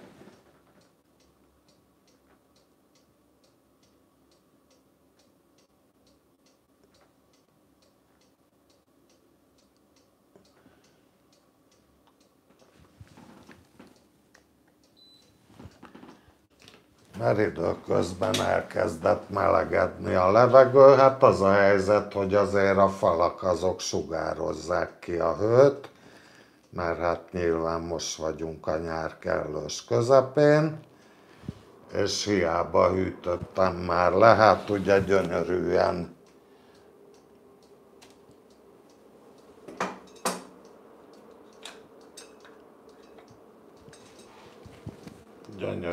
na, át kell tenni másik kamerára, gyönyörűen kinyílt a klíma, látjátok 25 fokra van állítva, és hát jó nagy fordulaton kezdi el itt tolni a hűvöset, csodálatos módon, úgyhogy kicsit hűtünk, már fölmelegedett a lakás. És hát az igaz, hogy az elemek se 2 forintba kerülnek, de hát mondom, hogy ezek az elemcserék, ezek gyakorlatilag alkalmasint Philipsnél több évente esedékesek, napi szintű rendszeres használat mellett, és hát az előbb mutattam példának, hogy ez a legelső vásárlásomból van ez a viharvert lámpakapcsoló, ez is egyetlen egy gombelemmel működik, ott a hátulján egy csavart kell kivenni, és úgy lehet cserélni, és még mind a mai napig a gyári elemmel üzemel, 5-6 éve, és ez van a legtöbbet használva talán, meg a fürdőben a mozgásérzékelő, mert azért ahányszor bemegyek, annak mindig adatot kell küldeni, és mellesleg még van benne egy fényerősségérzékelő, meg egy hőmérsékletérzékelő is, tehát gyakorlatilag többféle adatot tud küldeni éveken keresztül azzal az egy gombelemmel. Na most, amiket itt a hűtő oldalán mutattam, ezek a kis mozgásérzékelő meg hőmérő, ezek szintén gombelemes működésűek, de ezekre a gyártó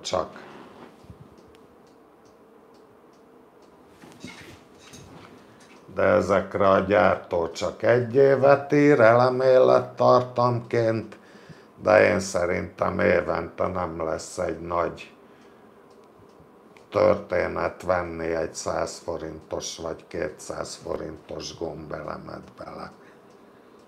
És igazából az se túl nagy tragédia, hogyha valamelyik egy néhány pillanatra kiesik.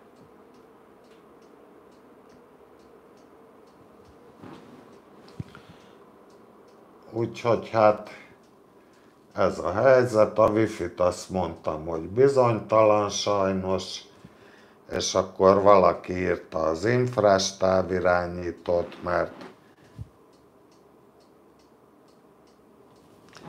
mert ugye hát vannak ilyen, lehet kapni ilyen infravevős klímaokosítókat, aminek meg lehet tanítani a gyári távirányító fontos funkcióit, és akkor az a cucc meg Wi-Fi-n keresztül vagy kábelen csatlakozik az internetre, ugye, és akkor lehet vezérelni vele a klímát, és úgy már lehet létrehozni automatizálás, stb. Csak az a probléma, hogy az egy egyirányú kapcsolat, és nincs visszaigazolás, hogy végrehajtotta a parancsot, vagy nem hajtotta végre a parancsot, mert ha éppen infrajel útjába áll a kutya, vagy a macska, vagy csak éppen nem volt kedve venni az aktuális infrajelet, és nem indul el, vagy nem áll meg.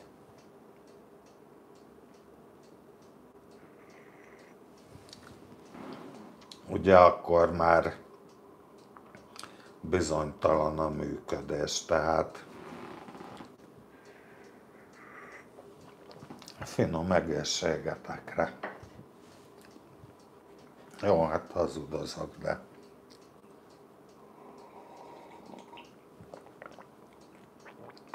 el lehet fogyasztani.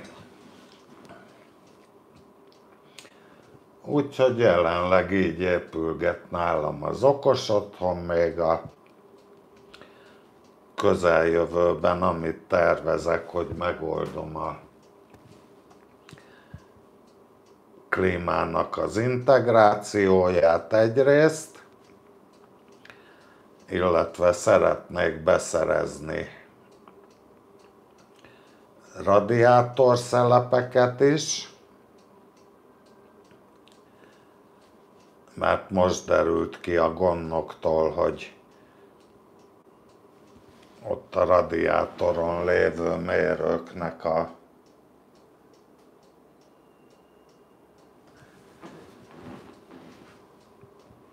elszámolása 70%-ban számít bele a fűtési számlába, úgyhogy azt is majd a későbbiekben automatizálni szeretném, meg kontrollálhatóvá tenni.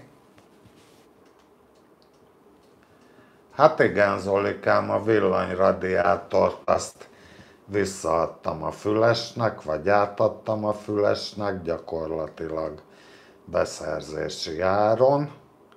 Valami 7000 forint körül volt az ára használtan, és valahogy úgy körüladtam vissza a Fülesnek is házhoz szállítással természetesen.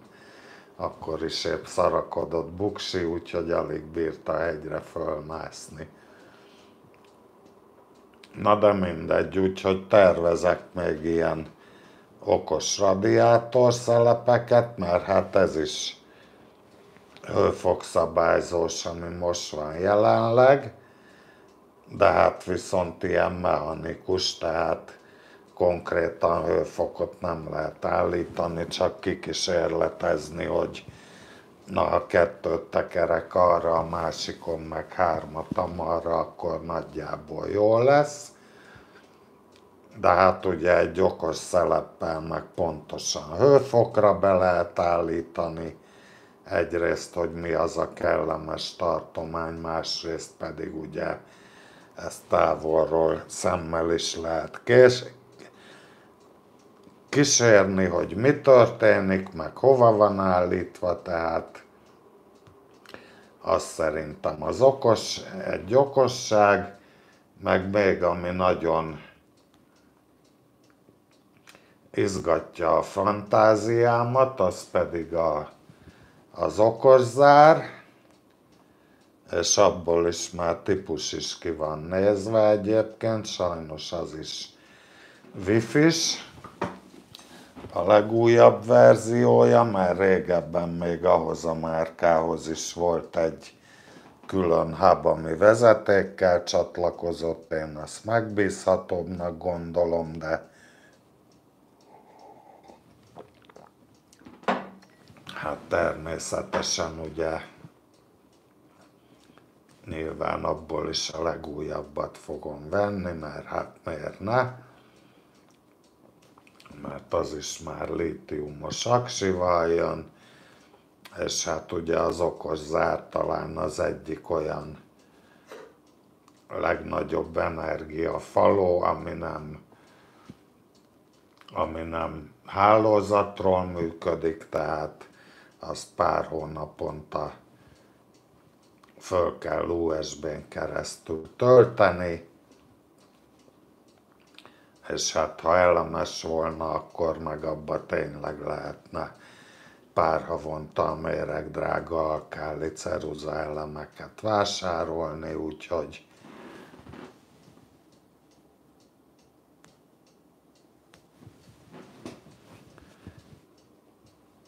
gyakorlatilag ilyen tervek vannak még.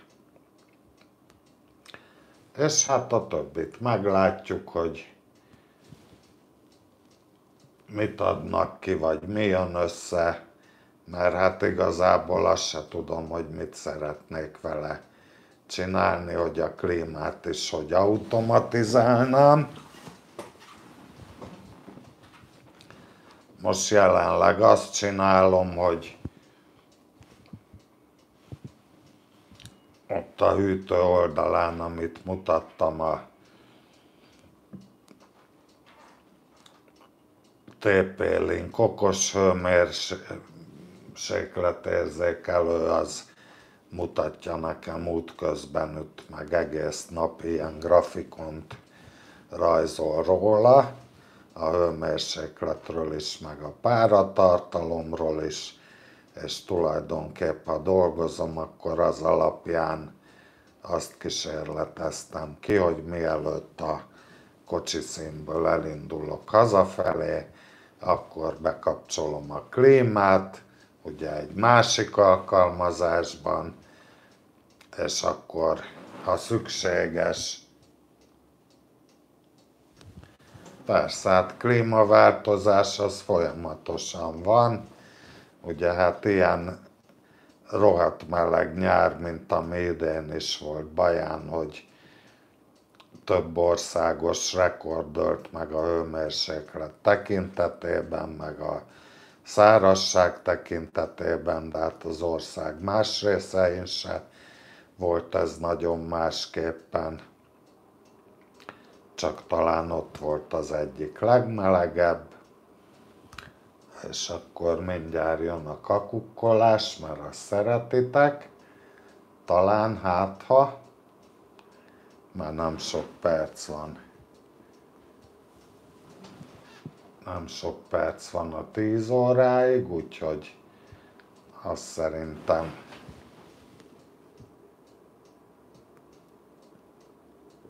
igen, az egy jó öreg 2015-ös MacBook videókártya nélküli MacBook Pro.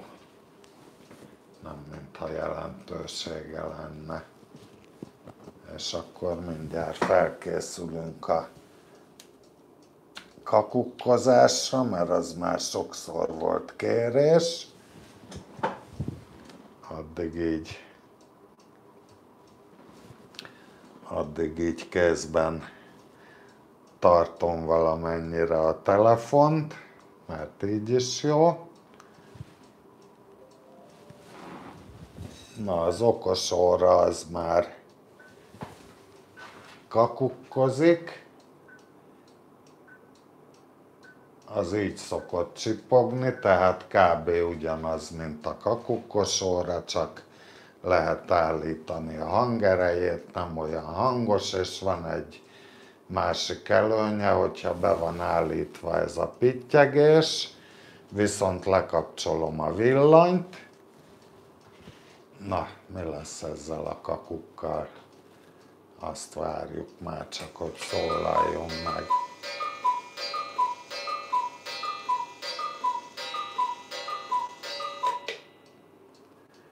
gyönyörűen elkakkulkolta magát, még júniusban tartok a naptárral. Ebből is látszik, hogy mennyire rohadtul kellett nekem ez a naptár. Csak igazából egy kép tetszett, meg hát párszor itt megreklámoztam nektek, hogy adótok 1%-át, ha nincs más ötlet, akkor ajánljátok föl ennek a Kismaszat Állatmentő Egyesületnek, de hát ugye ezen már túl vagyunk, és igazából ennyi volt az értelme az egésznek. Megint csak egészség, mert el kell fogyjon a pálinka, legalábbis a pohárból.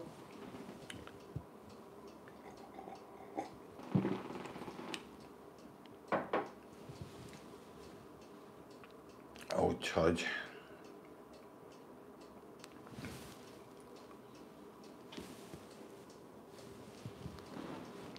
mindent mutattam, tehát velem minden rendben van. Most egyébként ezt a 3 kis kiegészítőt, ugye a Merosz dugaljat, a hő- és páratartalommérőt, meg a mozgásérzékelőt, azt most a klíma kapcsán vásároltam. Ugye egyrészt, hogy a hőmérsékletet tudjam kontrollálni, másrészt, hogy a fogyasztást tudjam megfigyelni, hogy mennyit teszik a klíma, mert azt azért még elmondom, talán benneteket is érdekel, hogy mégis egy ilyen 3-2-es klímánál mekkora áramfogyasztásra lehet számítani, és hát tulajdonképp azt tudom elmondani a saját megfigyeléseim alapján, hogy durván olyan, leggyakrabban olyan 200 és 800 watt között van a pillanatnyi fogyasztás. Hát ugye ezzel már lehet számolni, mikor kinn is benn is nagyon meleg van, akkor van természetesen a 800 watt, és nagyon okosan, alapértelmezetten úgy csinálták meg a kínaiak, hogy a vízszintes lamellák, amikor hűtésre van állítva, akkor vízszintesen terelnek, tehát a mennyezet irányába, és amikor fűtene vele az ember, mert hát ez egy hűtő-fűtő klíma, akkor pedig lefele szeretne levegőt terelni, úgyhogy ez egy nagyon okos dolog, ugye mivel hogy a meleg fölfele száll, fordítva meg a hideg meg lefele értelemszerűen, úgyhogy így kialakul mindig egy ilyen valamilyen irányú körkörös cirkuláció, és így éri el a legkönnyebben gyakorlatilag, hogy az egész helységben egységesen jó legyen a hőmérséklet. Most viszont el kell menjek oda, ahova a királyok is gyalog mennek. Elnézéseteket kérem, addig egy kis némítás elmegy szerintem.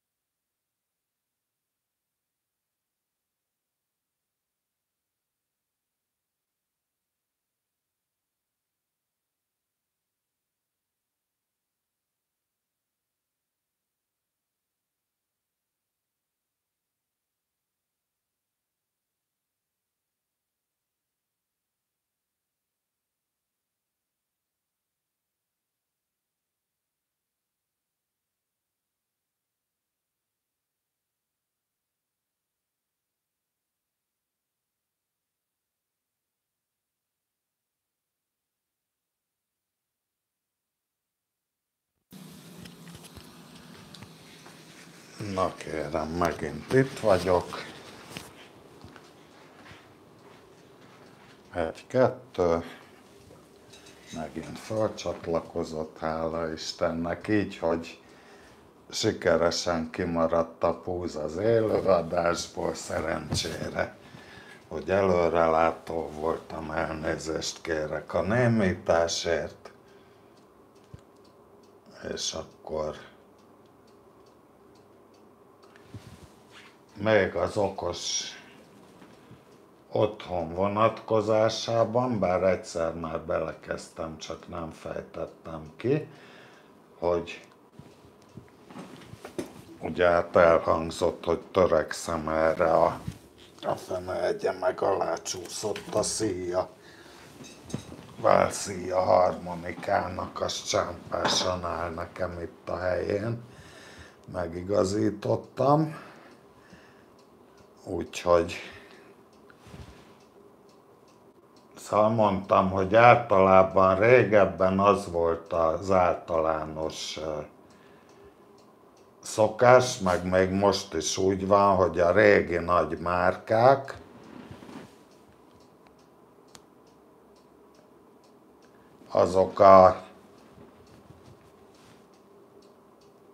azokon, ha rajta volt az Apple Home embléma, tehát alma kompatibilisek voltak saját magukban, akkor azok mindig reteg drágák voltak.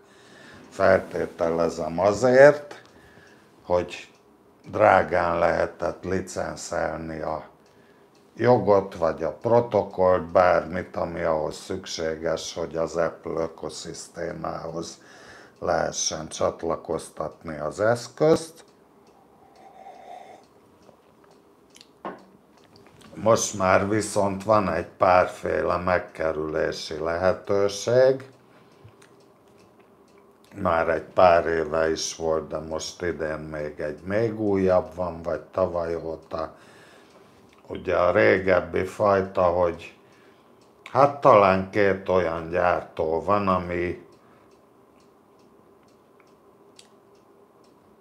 ami önálló okosotthon központ gyártásra rendezkedett be, tehát az egyik az a Homey, biztos hallottatok róla, Y-nal a végén, és akkor van még egy, annak nem jut az eszembe a neve.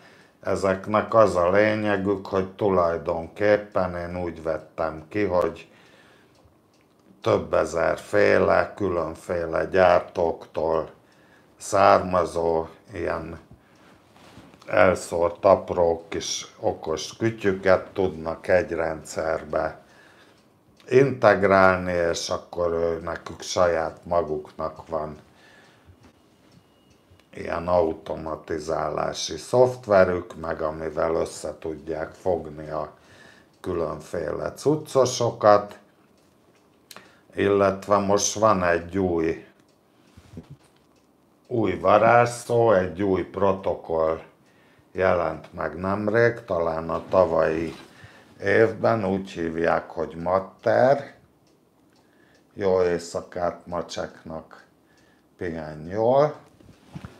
Úgy hívják, hogy Matter, és hogyha ezt a Matter feliratot látod egy okos kiegészítőn, azok általában nem olyan méregdrágák már, de viszont akkor biztos lehetsz benne szinte, hogy bármelyik okos otthon rendszerbe beleintegrálható, tehát kompatibilis lesz mind az Apple Home-mal, mind a Google akármivel, és akkor így már nem kell ezekre a kütyükre vagyonokat kiadni. Most egyébként botlottam bele olyan módon a Temuba, ez már egy régi történet, mert idézőjel 1000 éve látok már ilyen Temus videókat, hogy mi szart vásároltam össze 5000 meg 10 000 forintért.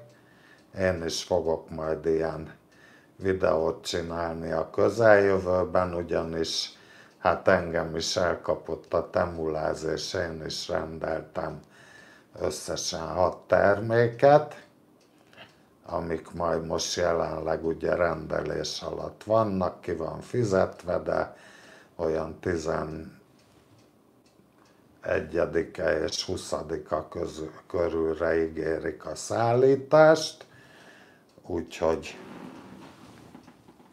az még nem ma lesz.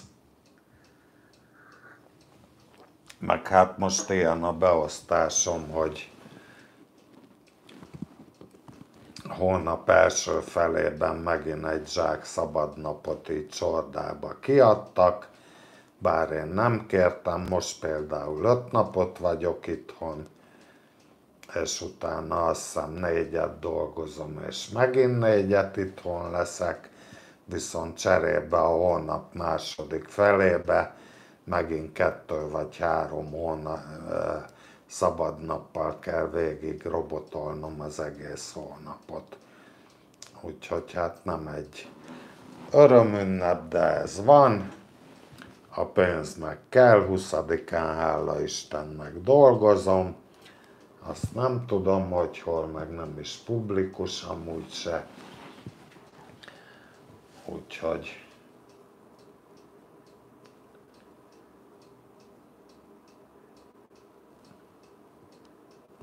a Mattert elmondtam, na igazából a Matter az ott jött képbe, ugye, hogy ezt már mutattam nektek az előbb, de megmutatom még egyszer,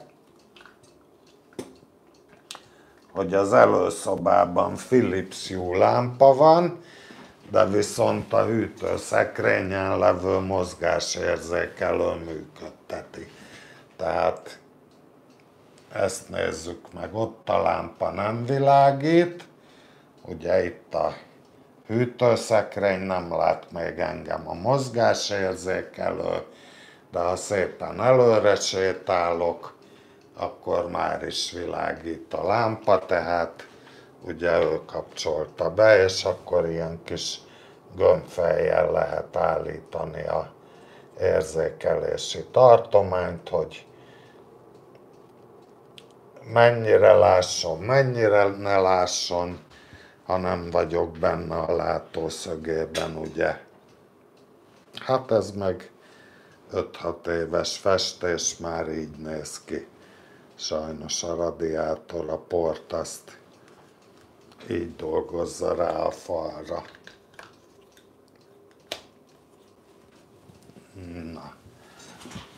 Úgyhogy így kapcsolódnak össze ezek a más gyártóktól, meg más ökoszisztémából származó eszközök, és hát majd az Alexán keresztül így szeretném majd a klímát is valami hőmérséklet érzékelővel összekombinálni, meg még esetleg valami egész más gyártmányú radiátorszelepet is, ugye szintén valami hőmérő érzékelővel, úgyhogy ilyen tervek vannak, és akkor én szerintem megint tartunk egy villámgyors cigiszünetet. Közben még arról invalid dolgokról dumálok, mert úgy nagyjából általánosságban túl sok dolog már nem jut eszembe a okos otthon részről. És akkor utána, hogy ezt már régóta megszoktuk, átfutjuk a kérdéseket, kommenteket, azokat még megválaszolom, és akkor nagyjából ennyi lesz a mai live. Hát nagy bebaszásra nem sikerült. Még esetleg, ha lesz igény, akkor a harmonikát megmutatom, bár játszani még nem tudok rajta. Esetleg egy jó hangulatú boci-bocival megörvendeztetlek benneteket. vagy valami hasonló színvonalú nótával.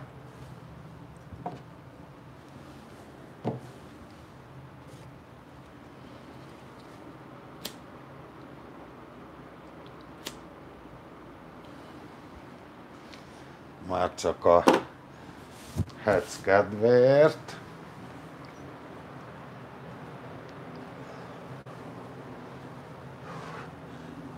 Na halljátok, ilyen hangos a klíma.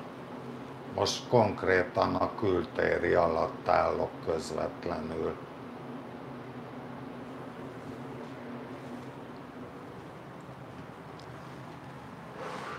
Néha még szokott halkabb is lenni, de úgy általában ez az átlagos hangja. Most ide jövök megint.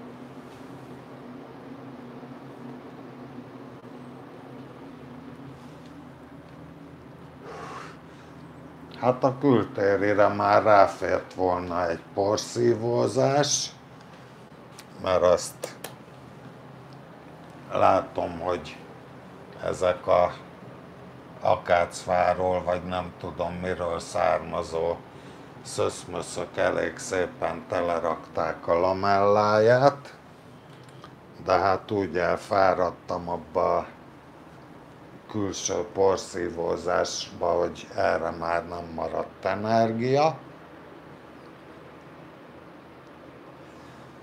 Úgyhogy ezt majd a holnapi napra átcsoportosítom, ha már a szerelőtől visszajöttem, és még világos lesz, ugye, meg még hangulatom is lesz, meg kedvem is, akkor ez holnapi program lesz.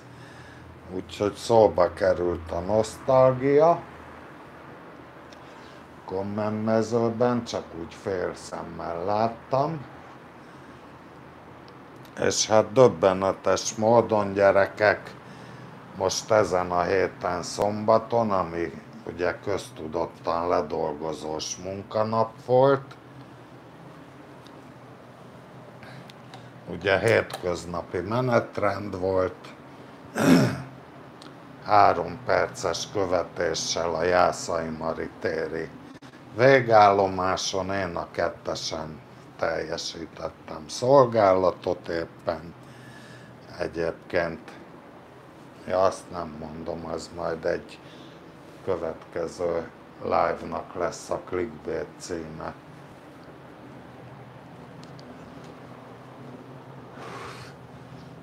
Van egy nyúlfarknyi statisztikai adat, amit el akartam mondani, de azt így most magamban tartom. És az volt ez érdekesebben a ledolgozós szombati mutatványban. Én előre láttam, hogy az esti koncert kivételével, mert hát természetesen a Tiknópark az nyáron és szombaton normál, hogy üzemel, de gyakorlatilag nulla forgalom volt egész nap. Még a turisták se szédelektek olyan példányszámban, mint ahogy szoktak.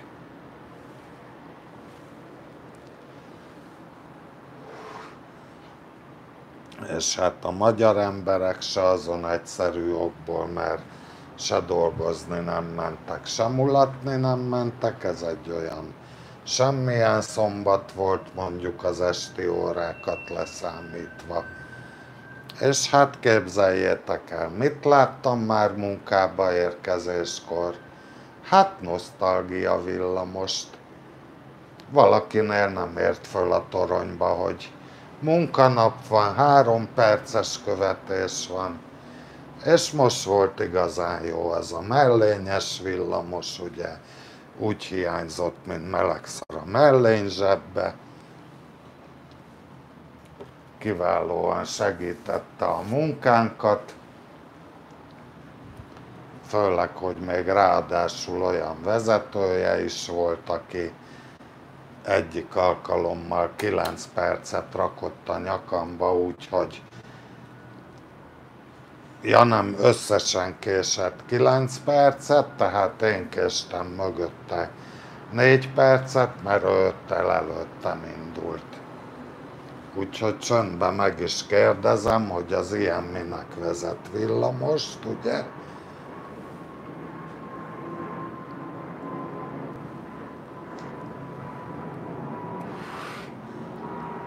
Mert nem abban a menetben, de többször is láttam, hogy például a Kossuth téren hosszasan dekkoltak a metrónál, fotózgattak meg, mit tudom én, hát ez a hétköznapi menetrendbe sajnos be kell látni mindenkinek, gondolom, hogy egyáltalán nem beleilleszthető, meg nem elfogadható, hogy ott áll mögötte két forgalmi kocsi, ők meg ottan élvezkednek a megállóba, és nem halad senki sehova.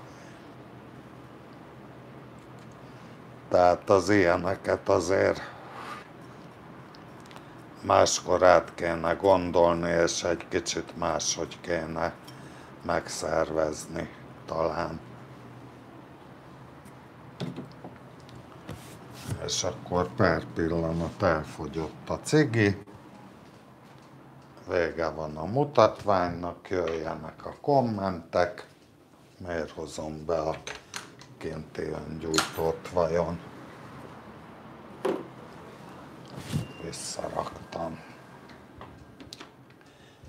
Jönnek a kommentek, megisszuk a maradék pálinkát. Szépen elfogytatok, mindenkinek jó éjszakát, aki hazament időközben, bár ők már nem hallják, és akkor itt ülök ebbe az ocsmányzöld székben egész idő alatt. Mindenkinek nagyon szépen köszönöm a támogatásokat még egyszer, mert látom, hogy ahogy így visszagörgettem, bocsánat, ahogy így visszagörgettem, azok hatalmas színes háttérrel jelennek meg.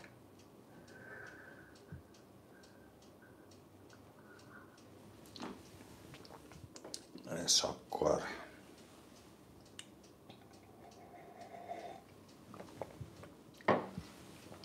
kezdjük az elején, itt voltak ugye a beköszönések, Pietkó Miklós, Domilang, Oliver Zámbó, Mikroszilver. Na most ezen a Mikroszilveren gondolkodtam, hogy ez a jó ember vajon az a nagy mikrokontrolleres, szélerőműves, napelemes, mit tudom én milyen jó embere. Aztán egy Alex, Utazó Gamer 2024, hogy telnek a szolgálatok a köszönésen kívül. Hát köszönöm szépen. Jól telnek, egyik, másik, ugye. Hát erről még lehetne egy pár szót ejteni, hogy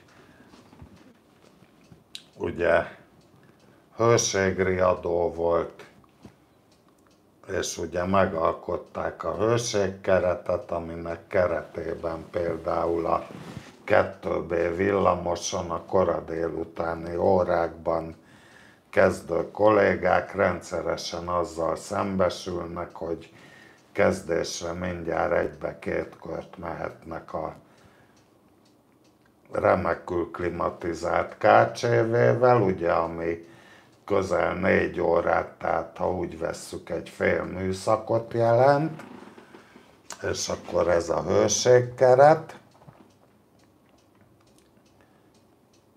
Üdvözlöm a tisztelt publikumot, Domilang már volt, Tóbiás, Fököfös, akkor József Farkas, Imi Jóci, Bözsiland, írja, hogyha tudja, hogy live van, akkor hamarabb jön. Én se tudtam, hogy ma lesz. Kokem, aki otthon okos lakója, okos dolgokat beszél az okos nézőknek. Bözsi írja, hogy okos csap. Ja, ez a izére volt, ez a benzinkúti szenzoros csapra. Edmond Lokomon, kávépálinka, klíma jól üzemel, azt elmondtam. Közben lett nektek is, örülök neki, hát sajnos lassan már kötelező tartozéka lesz egy háztartásnak, ahogy így alakul az időjárás évről évre. Szintén Kokem, aki érdeklődött a kakukkos óráról, azt is megmutattam, Rikári megjött, szia! Még annó Olasz Csabi, Stream Milán,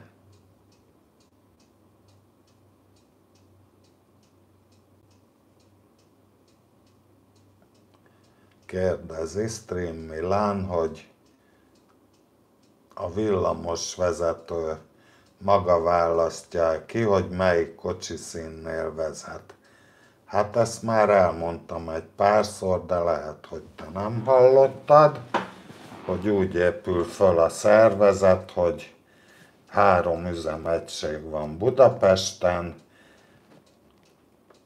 Buda, Észak-Pest és Dél-Pest, tulajdonképpen nagy vonalakban ezek közül választhat a villamosvezető, hogy melyiknél szeretne hosszú távon dolgozni, és akkor előbb-utóbb az biztosított, hogy oda is fog kerülni, mert hát amikor éppen elvégzi az alaptanfolyamot, akkor elképzelhető, hogy mindenképp egy másik helyre osztják be, mert éppen ott van szükség járművezetőre, de utána aztán rövid időn belül át lehet kérnie magát a másik üzemegységhez, és akkor onnantól kezdve ott tud dolgozni. Na most az üzemegységeken belül ugye mindhárom üzemegységhez tartozik 3-3 kocsiszín, tehát összesen 9 kocsiszín. Ugye föl is sorolom, hogy Budán van a Szép Ilona, ugye a Budakeszi úton, van a Kelenföld a Bartók Béla út végén, és van a Budafok kocsiszín a Fehérvári út végén. Akkor Észak-Pest tekintetében van ugye Angyalföld a talán Békeút, vagy Pozsonyi útot, már azt én nem tudom.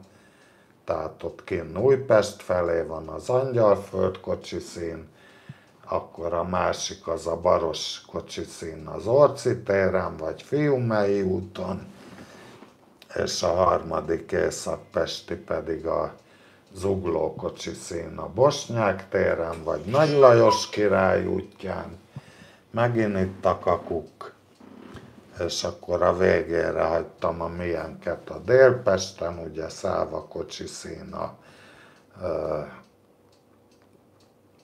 9. kerület Üllői úton, gyakorlatilag hát szinte teljes Budapestre az alapképzés itt folyik, tehát aki jelentkezik járművezetőnek, annak arra kell számítani, hogy abban a nem tudom hány hónapos időtartamban, amíg jelenleg tart az oktatás, az alapképzés, azt a Száva kocsiszínben fogja mindenképp eltölteni, akkor is a Budára fog kerülni, és akkor van ugye a Ferencváros kocsiszín, amelynek az állományába én is tartozom már lassan 10 éve, és a harmadik pedig a Hungária kocsiszín, ami pedig a kombinókat biztosítja a körútra, illetve az egyes vonalra jellemzően, és hát ugye még ezen belül, hogy ki melyik kocsiszínben dolgozik, ez általában azt is meghatározza, hogy az adott kocsiszín milyen járműtípusokat üzemeltet, tehát aki kizárólag Száva kocsiszínben dolgozik, az ugye fog találkozni hannoveri villamossal, meg CAF villamossal, méghozzá abból is a rövidebb fajtával. Aki Ferencvárosban, az hannoverivel, iparival, meg KCV-vel, mert ezek laknak ott, és a Hungáriában pedig értelemszerűen kombinóval fog jellemzően találkozni, illetve az egyes vonal miatt én úgy tudom, hogy kell a körutasoknak ugye CAF-ra meg Tátrára is vizsgát tenniük, hogy ne legyen probléma a napközbeni kocsiváltásoknál, hogyha más típus jut neki, illetve a régebbieknek csatolt iparira is kellett vizsgáljuk legyen, mert hát ugye régen azok jártak a körúton. És hát Budán ugyanígy megvannak a megfelelő kocsiszínekhez a megfelelő típusok, ugye ipari még Kelenföldön van, a Budafokon jellemzően CAF-ok vannak, és a Szép Ilonán pedig Tátrák, de hát előfordulnak ugye kavarodások is, hogy más típus is bekerül ideiglenes jelleggel, vagy átmenetileg, vagy napközbeni tárolásra, például a Hungáriában hannoverik meg CAF-ok elő szoktak fordulni, és hát nálunk is volt már mindenféle típus, meg hát ott vannak ugye a megfelelő nosztalgia járművek is, ugye mi is egy elég nagy nosztalgia centrum vagyunk, elég sok nosztalgia villamos van nálunk, ugyanúgy, mint Zuglóban például, tehát tulajdonképp ilyen összefüggések vannak. És akkor Ricsi kérdezi, hol a pálinka, úgyhogy iszom is egyet. Ájjáj, fekete vonat, még egyet. Mindig csak ilyen körömnyi kortyokat iszom.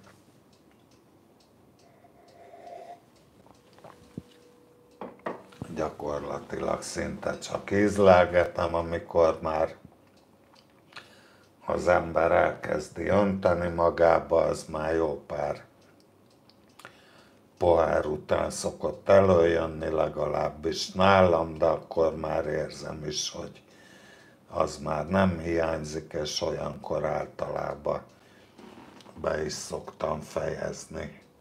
És akkor Antal Attila beköszönése, meg Rikárinak köszönésére, meg egészségemre, meg Kamilla Cifra is beköszönt, meg Primeneku.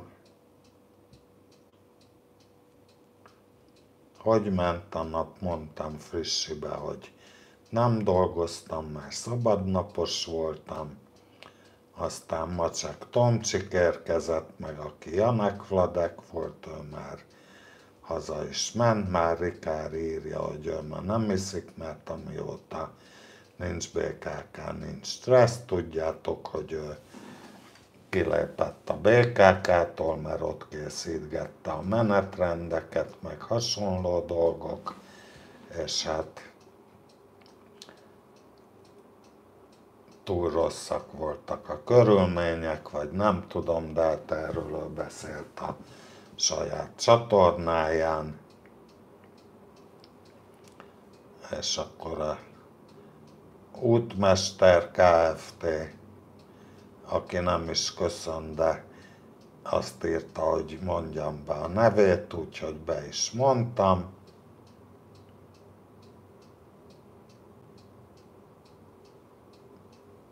Csak holnap kell lehet a mesternek, ha lesz live. Ja, nem tudom, hogy tervez-e a Rikári live-ot.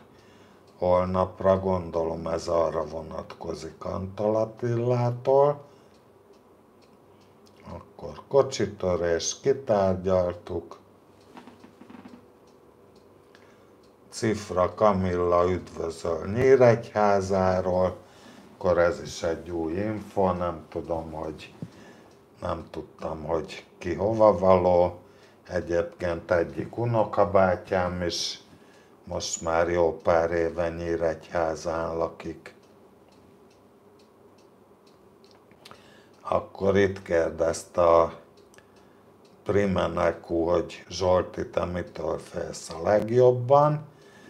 Hát igazából nem vagyok egy remegős fajta, de az néha eszembe szokott jutni, hogy ne adj Isten egyszer, ha fölborulok itthon, ugye már tudjátok, hogy én is egyedülálló vagyok, mint közületek is sokan, hogy egyszer fölborulok itthon egy infarktus, tüdőembólia vagy akármi, akkor elképzelhető, hogy majd csak szagra jönnek be az emberek, mikor elkezd a testem bomlani. Úgyhogy hát néha ilyen gondolat fölmerül, de igazából nem szoktam vele foglalkozni, mert most még jelenleg elfogadható a műszaki állapotom viszonylag, meg hát nem is vagyok még olyan öreg én szerintem, mint ahogy a trollok írogatták itt oldalakon keresztül, még le nem lettek tiltva.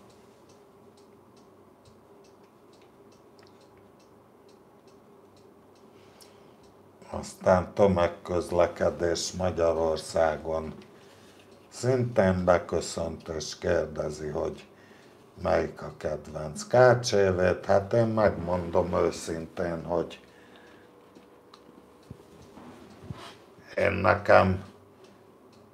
én nem igazán szoktam leltározni úgy pályaszám alapján a villamosokat, nem is nagyon szoktam megjegyezni, van egy pár, amelyiknek valamelyik ajtaja rendszeresen pillangózik, vagy gyakrabban dobálja a sínféket, vagy valami, de ezeket se tudom most így felsorolni pályaszám alapján, mert egyáltalán nem érdekel, hát amikor hozzám kerül, akkor homlokomra csapok, hogy ja, hát ez az a szerencsétlen, és akkor ennyivel le van tudva, akkor megint tudom, hogy mit fogtam ki, de úgy különösebben nem érdekel. Tulajdonképp most már, hogy nincs olasz szaggatós, meg magyar szaggatós, gyakorlatilag egységes a komplett flotta, körülbelül nagyjából egyforma műszaki állapottal, napi szinten. Ez nagyban köszönhető a nappalos szerelőuraknak a mindennapos áldozatos tevékenységének, mert hát tényleg több alkalommal láttam, hogy micsoda emberfeletti erőfeszítésekbe kerül az, hogy ezek az öreg gépek nap mint nap ki tudjanak menni az utcára és dolgozni tudjanak. Hát csak gondoljatok a kedvenceimre, ugye a debreceni KCV 6-osokra, amiből csak néhány darab van, de hát mégis ugye műszaki állapotuk miatt gondolom mindegyikre egyedi sebességkorlátozás van elrendelve, tehát van, amelyik csak 30-al mehet, van, amelyik 40-nel is mehet, úgyhogy hát ahhoz képest mi itt a pesti KCV-kkel úgy gondolom, hogy fényévekkel előbbre járunk sajnos, mert nagyon sajnálom a debreceni villamosokat, hogy hallom, lassan kivonják őket a forgalomból, mert nagyon szeretem őket, már 2 vagy 3 alkalommal voltam Debrecenben, pusztán csak ezért, hogy egy pár kört mehessek a KCV-vel, megcsodálhassam, és hát igazi álmom, bár nem tettem érte a világon semmit, hogy egyszer vezethessek egy KCV 6-ost, akár csak egy pár métert, vagy egy teljes menetet, fordulót, teljesen mindegy, de hát attól nagyon boldog lennék így KCV téren. Úgyhogy hál' Istennek azt mondhatom, hogy a mieink az mindegyforma prima, és nem kell őket leltározni. Aztán N. Miller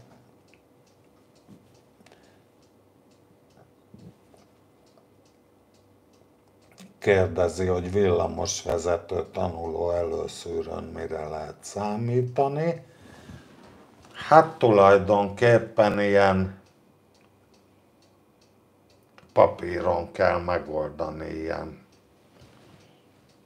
hülye feladatokat, hogy választ ki az ábrák közül, amik egyformák, meg egyik sorba jelölt be, amiben 4 kocka van, a másikban, amiben 3 háromszög van az ábrában, úgyhogy ilyen jellegű.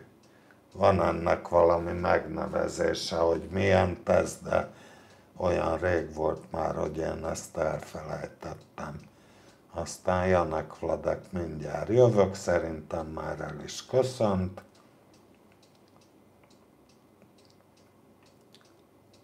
Aztán ez már volt.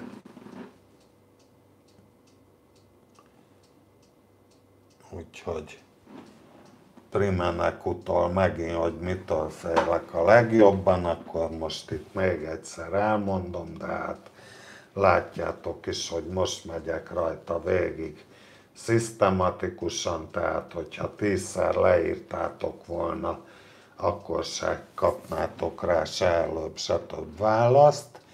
Tehát bőven elég egy kérdést, mert egyszer, mert a végén úgyis mindenki meg lesz említve, meg minden meg lesz válaszolva, és akkor itt érkezett Réti Gergő a beköszönéssel. Rikár írja, hogy neki is van egy leszoktatós törköje, az is szúrós volt, de elmúlt neki.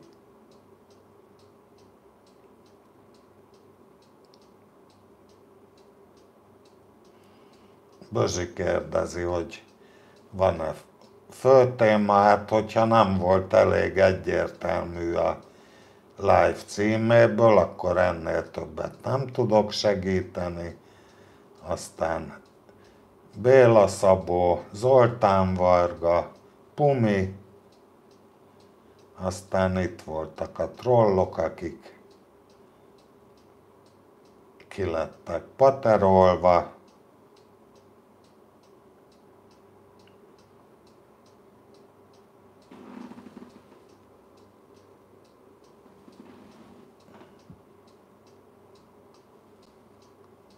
Aztán itt megint a trollok. Írjátok is, hogy megjöttek is a trollok. Antal Attila írja, hogy Rikárinak lenne munkája, hát én is besegítettem azért. Szia Andris! most nem tudom, hogy jössz vagy mész, téged még nem láttalak. Aztán ezt már beolvastam, hogy a keskeny csina lehúzza a csatornát.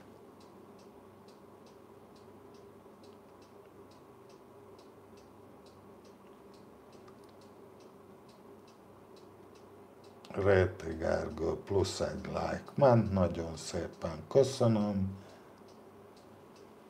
Kevés a like, összesen 5 like van, nem 53.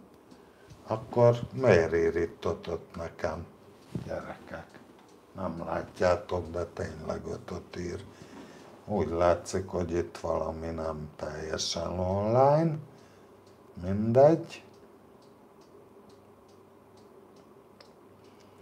Rikári az egyetlen moderátor, ez így van, de besegítettem neki, mert rájöttem, hogy én, mint csatorna tulajdonos, én is moderátor vagyok. Aztán, hogy meglett a klíma, Balogh Béla kérdezte, ez már kiderült a témából is, meg is mutattam. Május 7-én, ahogy Réti Gergő írja.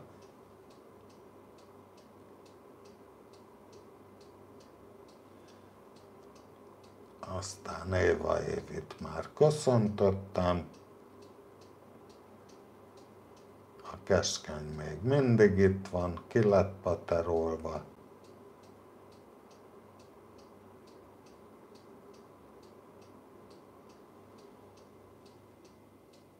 Nagy és kicsi kalandjai, jók a videóid, köszönöm szépen. Aztán mi vannak, még egyszer nagyon szépen köszönöm a 2000 forintot.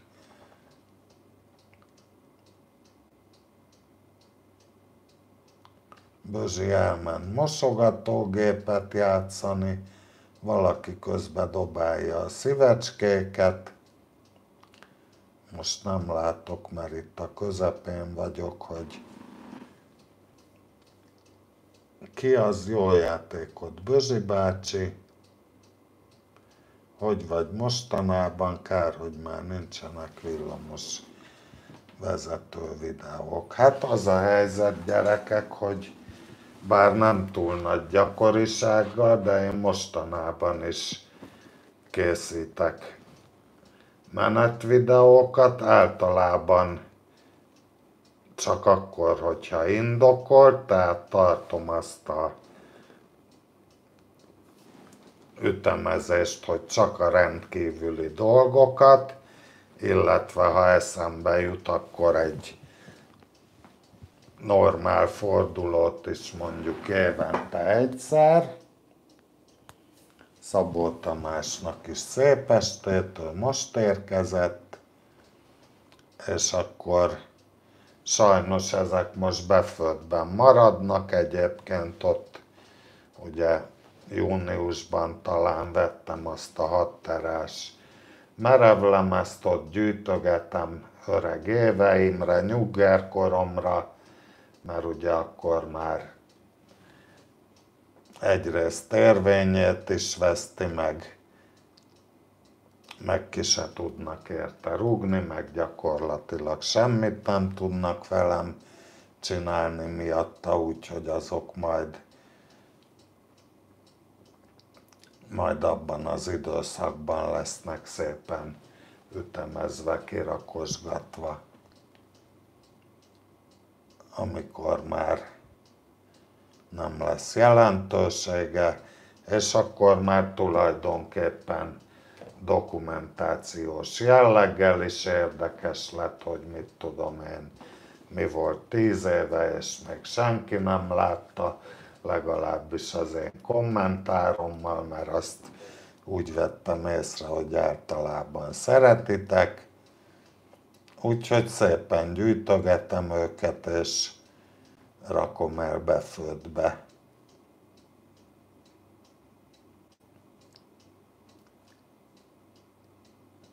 Natkó Zoli itt van, örül, hogy jól vagyok, így már nem aggódnak. Hát hála Isten, hogy nem aggódtok, És ugye előbb a kis hölgyhöz kapcsolódva, mikor mondtam, hogy unokabátyám is már nyíregyházai, úgyhogy Natkó Zoli is nyíregyházai, úgyhogy onnan is vagytok többen nézők, meg még az ő felesége is nyíregyházi, az Anett. Hát legalábbis ott laknak, én úgy tudom.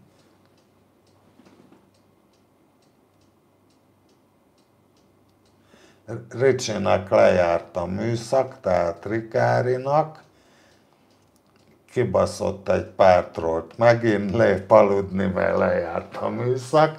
Hát nagyon szépen köszönöm a közreműködést, és kellemes pihenést kívánok. Réti Gergő kérdezi, hogy a havi áramfogyasztás mennyivel lett több a nyári időszakban.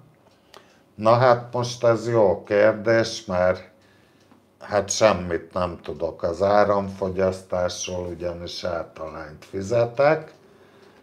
Úgyhogy vagy évvégén, vagy jövő nyáron kapok majd egy huszáros kiegyenlítő számlát, mert nyilván magasabb lesz a áramdíjam, mint a mért áramdíjam, mint ami előre be van tervezve az általányhoz, úgyhogy hát erre egy kis pénzt félre kell tennem, de nagyjából úgy tapasztalom, hogy használattól függően durván olyan napi 1 és 4 kilowatt között, kilowattóra fogyasztás között mozog a klímának az üzemeltetése, tehát azt, hogyha jól tudom, a jelenlegi pesti lakossági árakkal, ha én jól tudom, 36,91 kilowattóra, durván ugye 37 forint, tehát 37 és mondjuk durván 150 forint közötti összeget emészt föl a klímának a napi üzemeltetése nagy vonalakban.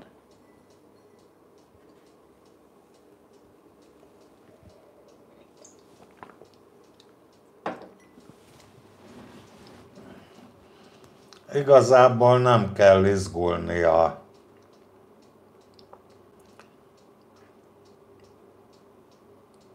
az előszűrő miatt. Ja, egyébként most fizetek 2 havonta olyan 8-9 ezer forint körül valahogy áramdíjat, és akkor hát az mondjuk havi 4005 alatt van mindenképp, és ehhez fog még hozzájönni a későbbiekben a klímaára. Réti Gergő is elköszönt, úgyhogy most hiába pofáztam, de hát ha visszanézi. Így van.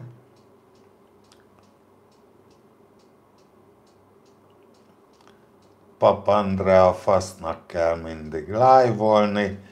Hát nem tudom, hogy ez a mindig, hogy bő 3 hete nem volt live, hogy ez mennyire mindig. Hát te tudod. Ha nincs mondani valód, akkor minek is live-ozol? Hát ez csak trollkodik. Meg van még itt kedves megjegyzése, közben megjött a Füles Szőke Tamás pihenő.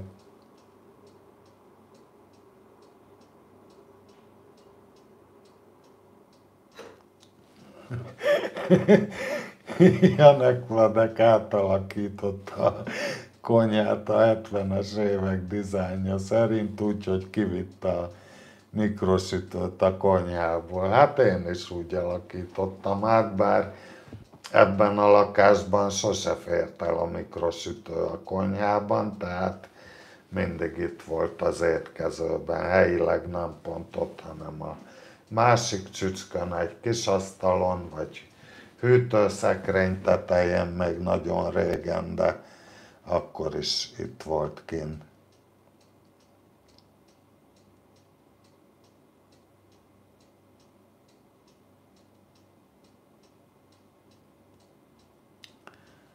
Hát nagyon undorító, amit a pénzzel műveltem, de fogok még sírni, de amúgy látszik, fogyaték vagyok, ez a röhögés. Hát, ez is egy vélemény.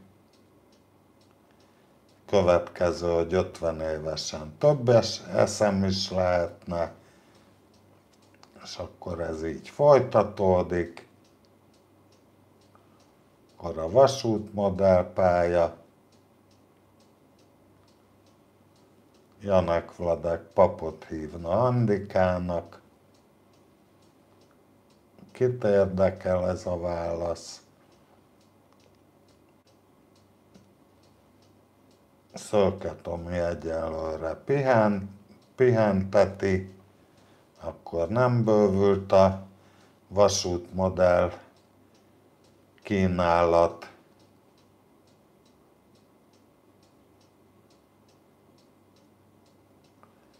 Na akkor ezt a Papandreát is szépen így utólag, kár, hogy csak most vettem észre, úgy látszik, hogy Ricsi meg eltávozkodott, úgyhogy Papandreát is elküldtük a csatornáról, majd télen folytatja talán Tomi a modellezést.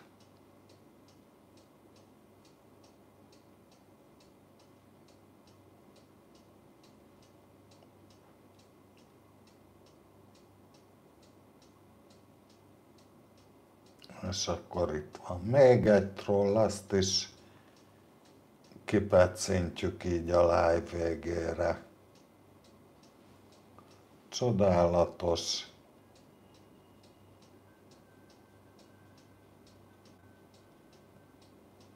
Egy okos hozzászólás Janektól, hogy Andika, nem tetszik a live, akkor a francért nézett gyógyegér. Hát igen, ez mondjuk egy örök kérdés. Ezt én sem értem.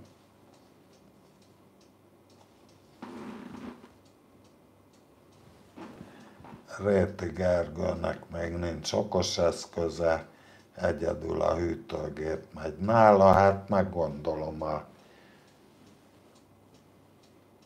készenlétbe a televízió, meg ha van videó, vagy DVD, vagy akármi, és akkor az megy éjjel-nappal készenlétbe ugyanúgy. Töröltük a trollokat. Szőke Tomi szerint felesleges ez az okos őrület.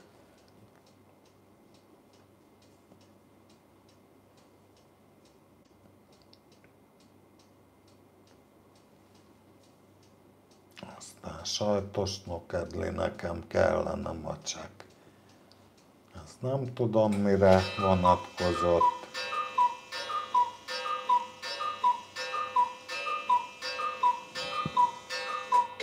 Elkakukkoltuk, amit kakukkoltunk el a 11 órát, úgyhogy akkor már közel 3 óránál tartunk, 165 perc.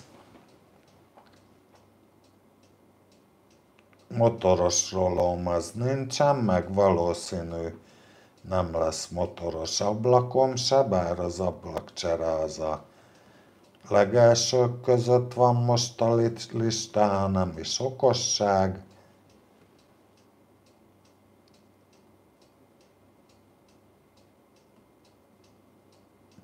Aztán Szőke Tomi írja, nem tudom mire, hogy bocsi, nem voltam itt. András is beköszönt illő módon. Aztán itt jött, hogy laggol a hang, meg megint van a motoros ablakrolón, meg túlvilági, meg laggol a hang, 5G halálsugár bezavar,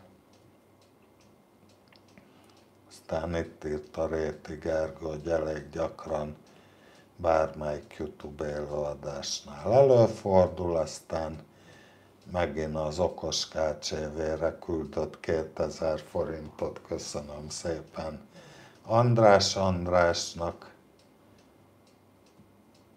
KCV párna nincs itthon.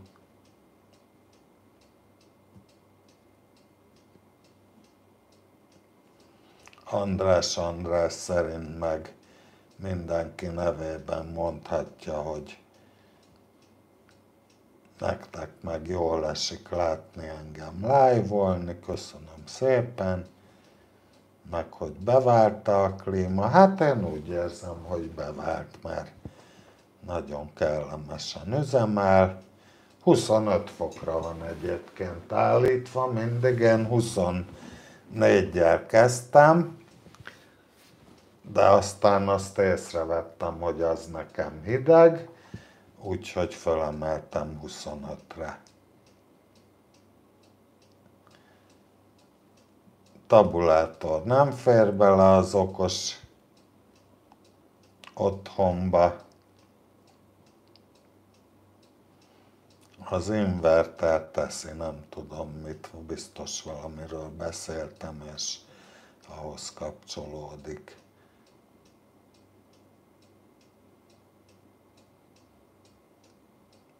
Akkor az infravörös vezérlőről volt szó.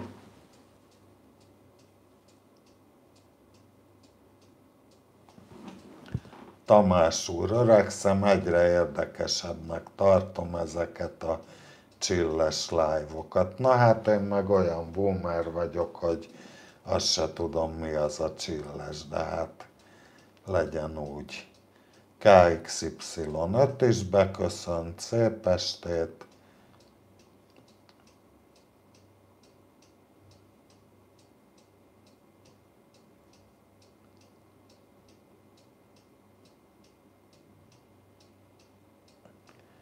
Hát igen, Réti Gergő írja, hogy egy infravörös adóval lehetne távolról lehűteni a lakást, ha például túl meleg van otthon, és hamarosan vége a műszaknak. Na de hát ezt elmondtam, hogy ott az a baj az infravörös kapcsolatnál, hogy nem kapsz visszaigazolást, hogy megtörtént az a művelet biztosan, és egyébként meg a mobilappal ezt ugyanazt meg tudom csinálni, tehát tudom vezérelni távolról a klímát, csak az a baj, hogy ahhoz is, meg amahoz is, meg amahoz is, mindenhez a saját gyártójához kell egy külön mobilapp, és a klíma így nem tud integrálódni az ökoszisztémába, tehát ennyi a gondom csak vele.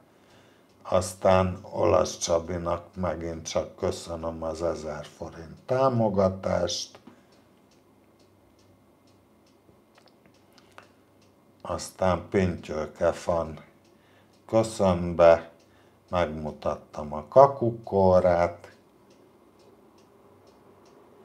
Bözsinél Alexa a villanykapcsoló, de egy hétig nem volt wifi itthon, és 3 anyázás után jött rá, hogy muszáj kimászni az ágyból, és manuálisan kell leoltani a lámpát. Hát igen, ez ilyen történet. WC tartály, okosítás, hát mondjuk ez olyan nagy marhaság lenne körülbelül, mint a okos mosógép, meg mosogatógép, mert hát azért gondoljatok bele, hogy ahhoz mindenképp oda kell menni, berakni a göncöt, meg kiszedni, meg föl se tudja teregetni, tehát akkor meg lehet azt a két gombot nyomni, vagy akár csak egyet is. Úgyhogy szerintem fölösleges teljesen. Szokoli Péter is beköszönt, jó újra látni. Én is örülök, hogy itt vagy és nézed, vagy nézted az élőadást. Fogyasztásról esett pár szó, meg arról is, hogy elemmel megy a legtöbb, meg hogy az se 2 forintba kerül.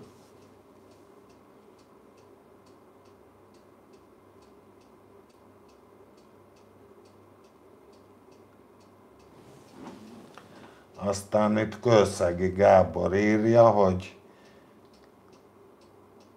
meg kell mérni a kifújt levegő hőmérsékletét, abból sok mindenre lehet következtetni.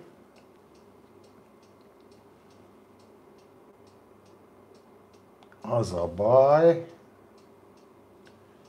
hogy én szerintem nem bírom megnézni. Na de mindegy, tegyünk egy próbát.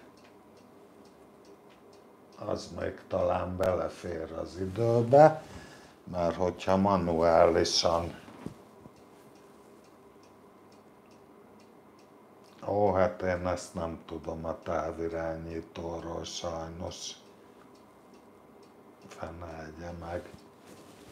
Nem bírom innen a lamellákat állítani.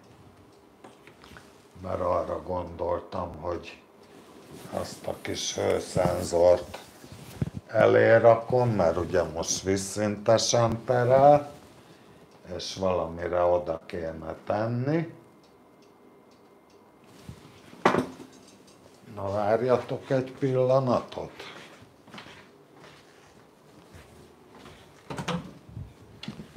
Hozok még egy gyálványt. Az még talán belefér az időbe, hogy bejöttem a raktárba, itt van még egy levedlet fotóállvány. Kicsit összetolom, megnézem, hogy jó-e a magasság. Nem jó. Hát akkor sehogy nem jó, úgyhogy ez az ötlet bukott, mert arra gondoltam, hogy erre odarakom a hűtőn lévő hőérzékelőt a kimeneti nyílás elé közvetlen, és akkor meg tudnám mérni a kiáramló levegő hőfokát, de akkor ezt a kérdést most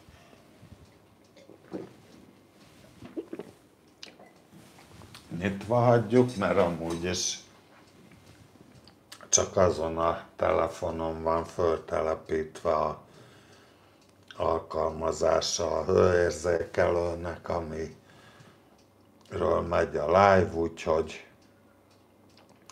köszönöm szépen a segítséget, de akkor ezt meg fogom mérni, és fogom mondani a szerelőnek, ugye nem sokára úgyis jön az őszi karbantartás ideje, most per pillanat ugye tulajdonképp működik, tehát nem szólok én neki, meg nem cirkuszolok, majd amikor hívom az őszi karbantartásra, ami ugye előfeltétele a garanciának, tehát kötelező, akkor majd addigra én megmérem ezt a kiáramló levegő hőmérsékletet, és akkor azt is fogom tudni neki mondani, és közben 20%-ra merült az akkumulátor, úgyhogy próbáljuk rövidre fogni.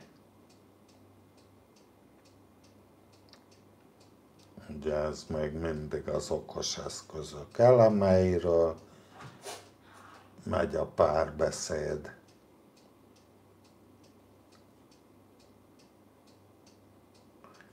Akkor Pintyő-Kefan kérdését a villamosos videókkal kapcsolatban azt hiszem már megválaszoltam. Másik kérdésnél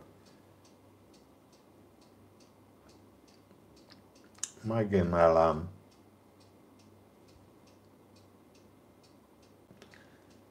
Aztán Szokoli Péter, füles barátod melegített terepasztalt, azt nem tudom, hogy kell melegíteni.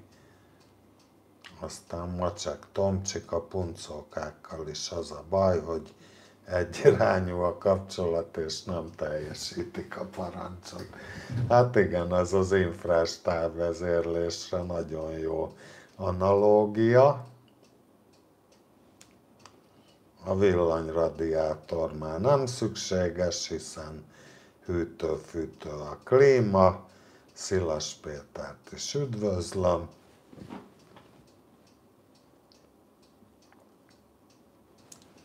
Akkor tessék beszerezni egy Skynetet, csak nehogy öntudatra ébredjen. Meg klímaváltozás lesz a lakáson belül. Az asztalon a laptop egy MacBook, ezt kitárgyaltuk. Gábor Kőszeginek válasz természetesen garanciális a klímaberendezés, mivel hát még 2 hónapos sincsen. Aztán Janak szerint az a kakukos óra már elengedhetetlen része lett minden live-nak. Pintyő-Kefan egy kakuk.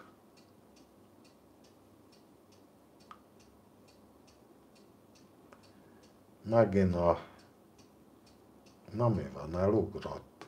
Persze elugrott, hogy megint kérdezi a Pintyő-Kefan úr, hogy vagy hölgy, hogy villamosos videó. Réti Gergő írja, hogy a Nosztalgia flottából volt, de rendes vezetős. Közben Macsek Tomcsik elköszönt, hogy jó éjszakát mindenkinek, meg stb. Oszkár Campi Garcia, üdvözöl Ecuadorból, én is üdvözöllek. Zöld hátteres videó vagy élő most nincs tervben. Látjátok, hogy a könnyebb utat választva csináltam ma is a dolgot, meg a közeljövőben is így tervezem, mert annál jobb nincsen. Egyébként a Temus rendelésből is egy jó pár dolog, néhány dolog a stúdióval, meg valamennyire okos otthonnal, legalábbis világítással kapcsolatos lesz. Magyarország Transport. Beköszönt, sajnos még nem kaptalak el KCV-n 2-ben, de egyszer tervezem. Hát remélem, hogy nem is fogsz, mert nem szeretem a látogatókat, ezt sokszor elmondtam már.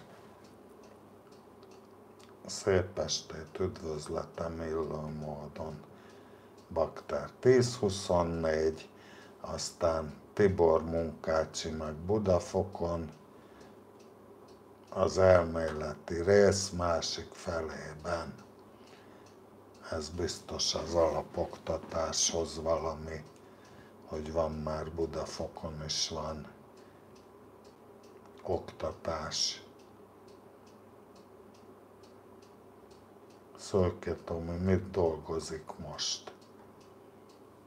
Hát ezt nem tudom, hogy kire vonatkozik, vagy kitől kérdezte.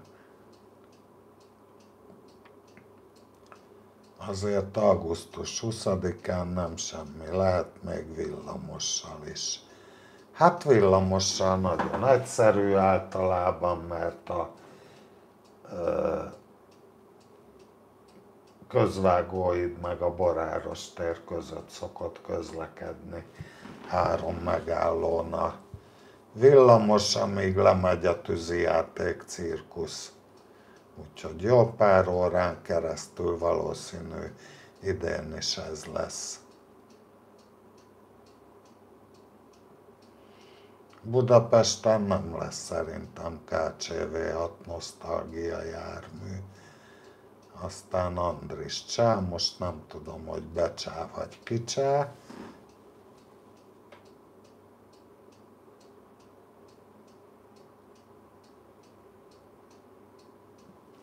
Aztán N. Miller köszöni a választ, gondolom a előszűrővel kapcsolatban, mert jövő héten megy a Baroskocsi színbe.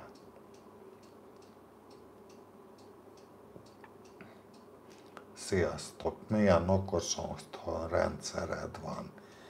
Hát ugye, mint Alma Buzinak, ugye itt a rohadt almára gondolok a laptopon, most nem tudom miért nem látszik, valami miatt azt dobta a gép, hogy vagy ezt kell tekerni. Kicsit látszódjon a rohadt alma. Tehát itt a rohadt alma, ugye a MacBook tetején, ugye természetesen almás központú okos otthonrendszert építgetek alapszinten.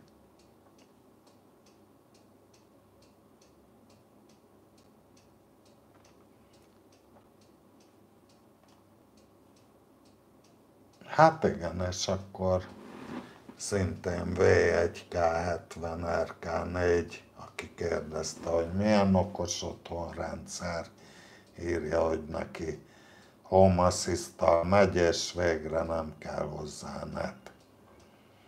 Hát itt azért sok dologhoz kell net, mert bárminek az állapotát le akarom kérdezni, például távolról, ahhoz már mindjárt kell net, attól független, hogy működhetnek a dolgok maguktól automatizálva, meg összekapcsolva. Aztán Dreamc HF, sziasztok, szia!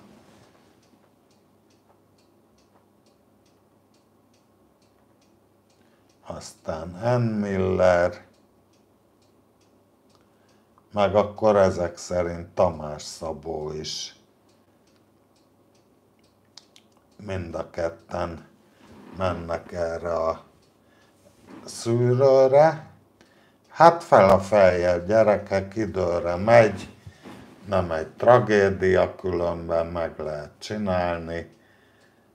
Gondolom ezzel reakciókészséget mérnek, meg ilyen kapcsolási készséget, hogy milyen gyorsan reagálsz azokra az információkra, ami ott van a papíron, tehát nem egy nagy tragédia.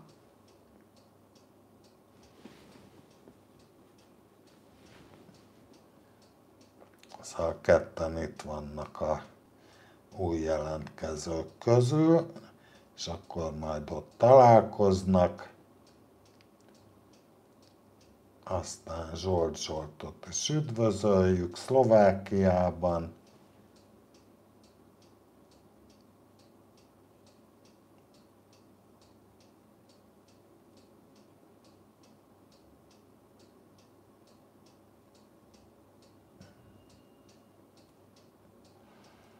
Réti Gergő írja, hogy a tévé áramtalanítva van, 2 klíma és egy mosógép vehet fel egy kis készenléti áramot, és még netje sincs otthoni, csak mobilnet.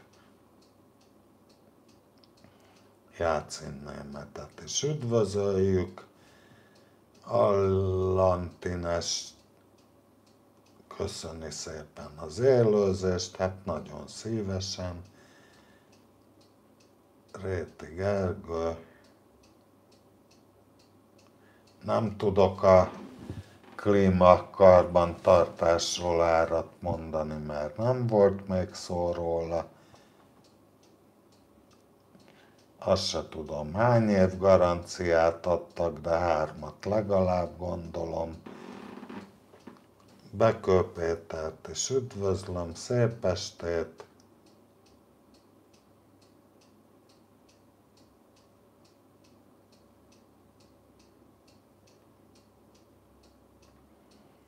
Hát ebben nem vagyok biztos, hogy csak kamerával szeretne elkapni a 2B járatban.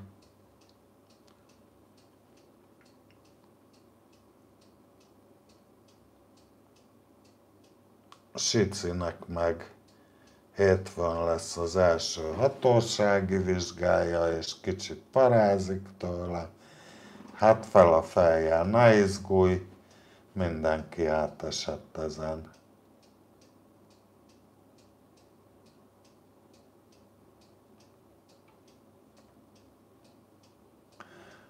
Aztán Réti Gergő kikódolta a V1K70RK4 kódnevet Viktorkára.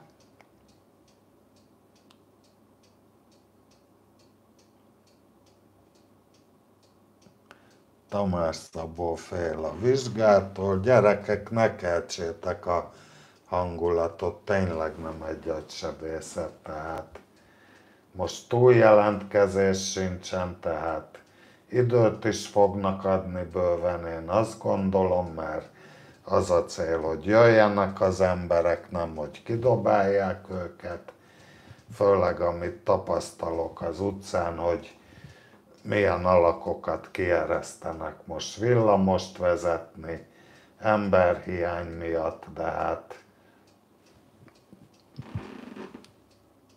így működik a munkaerőpiac. Végül is, mikor én jelentkeztem 1500 meg 1250 másikkal együtt, akkor esetleg volt okaggodalomra, de hát most, hogy Lasszóval alig tudnak összekaparni egy pár embert egy alaptanfolyamhoz, szerintem semmi értelme a remegésnek.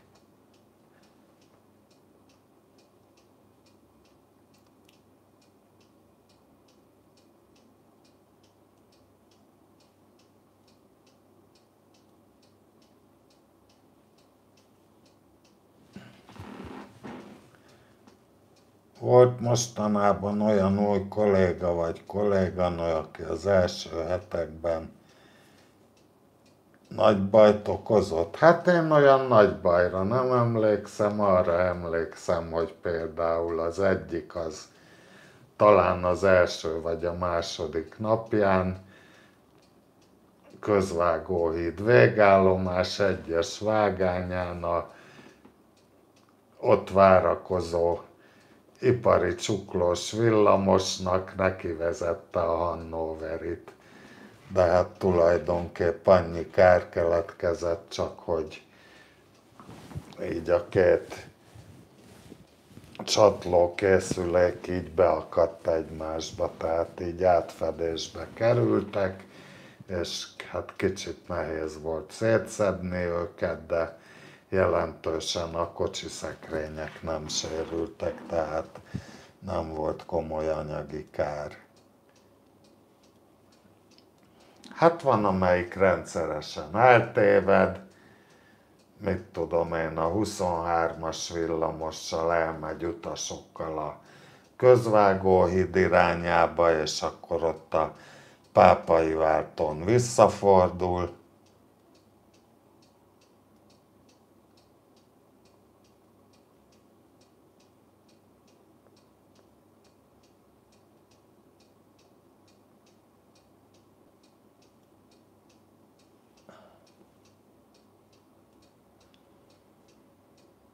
Tamás Szabó írja, hogy 4 napra van osztva,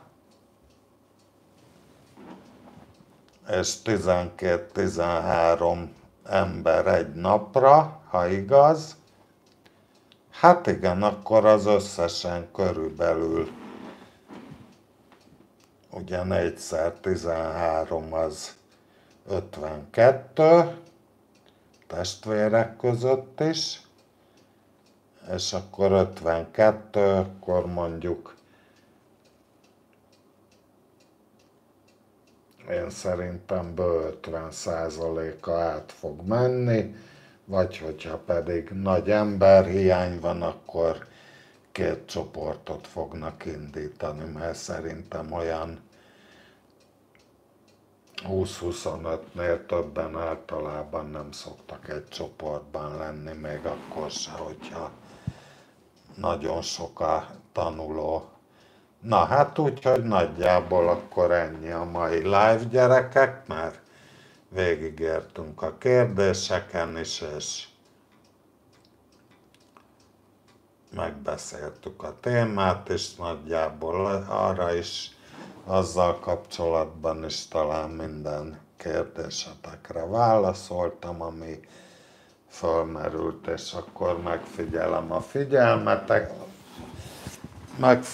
a köszelmeteket, vagy megköszönöm a figyelmeteket, meg az időtöket, hogy itt voltatok velem.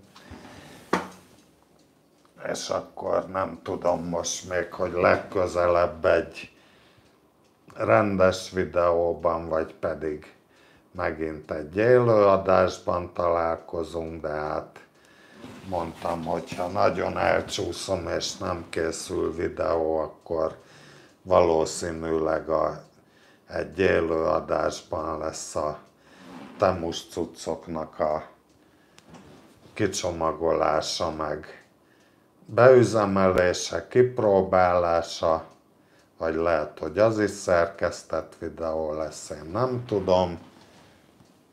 Azokat már előző live-ban elmondtam, hogy mik vannak még függőben, tehát a 11 Pro aksi csere például, meg a Watch Ultra 2 kicsomagolás,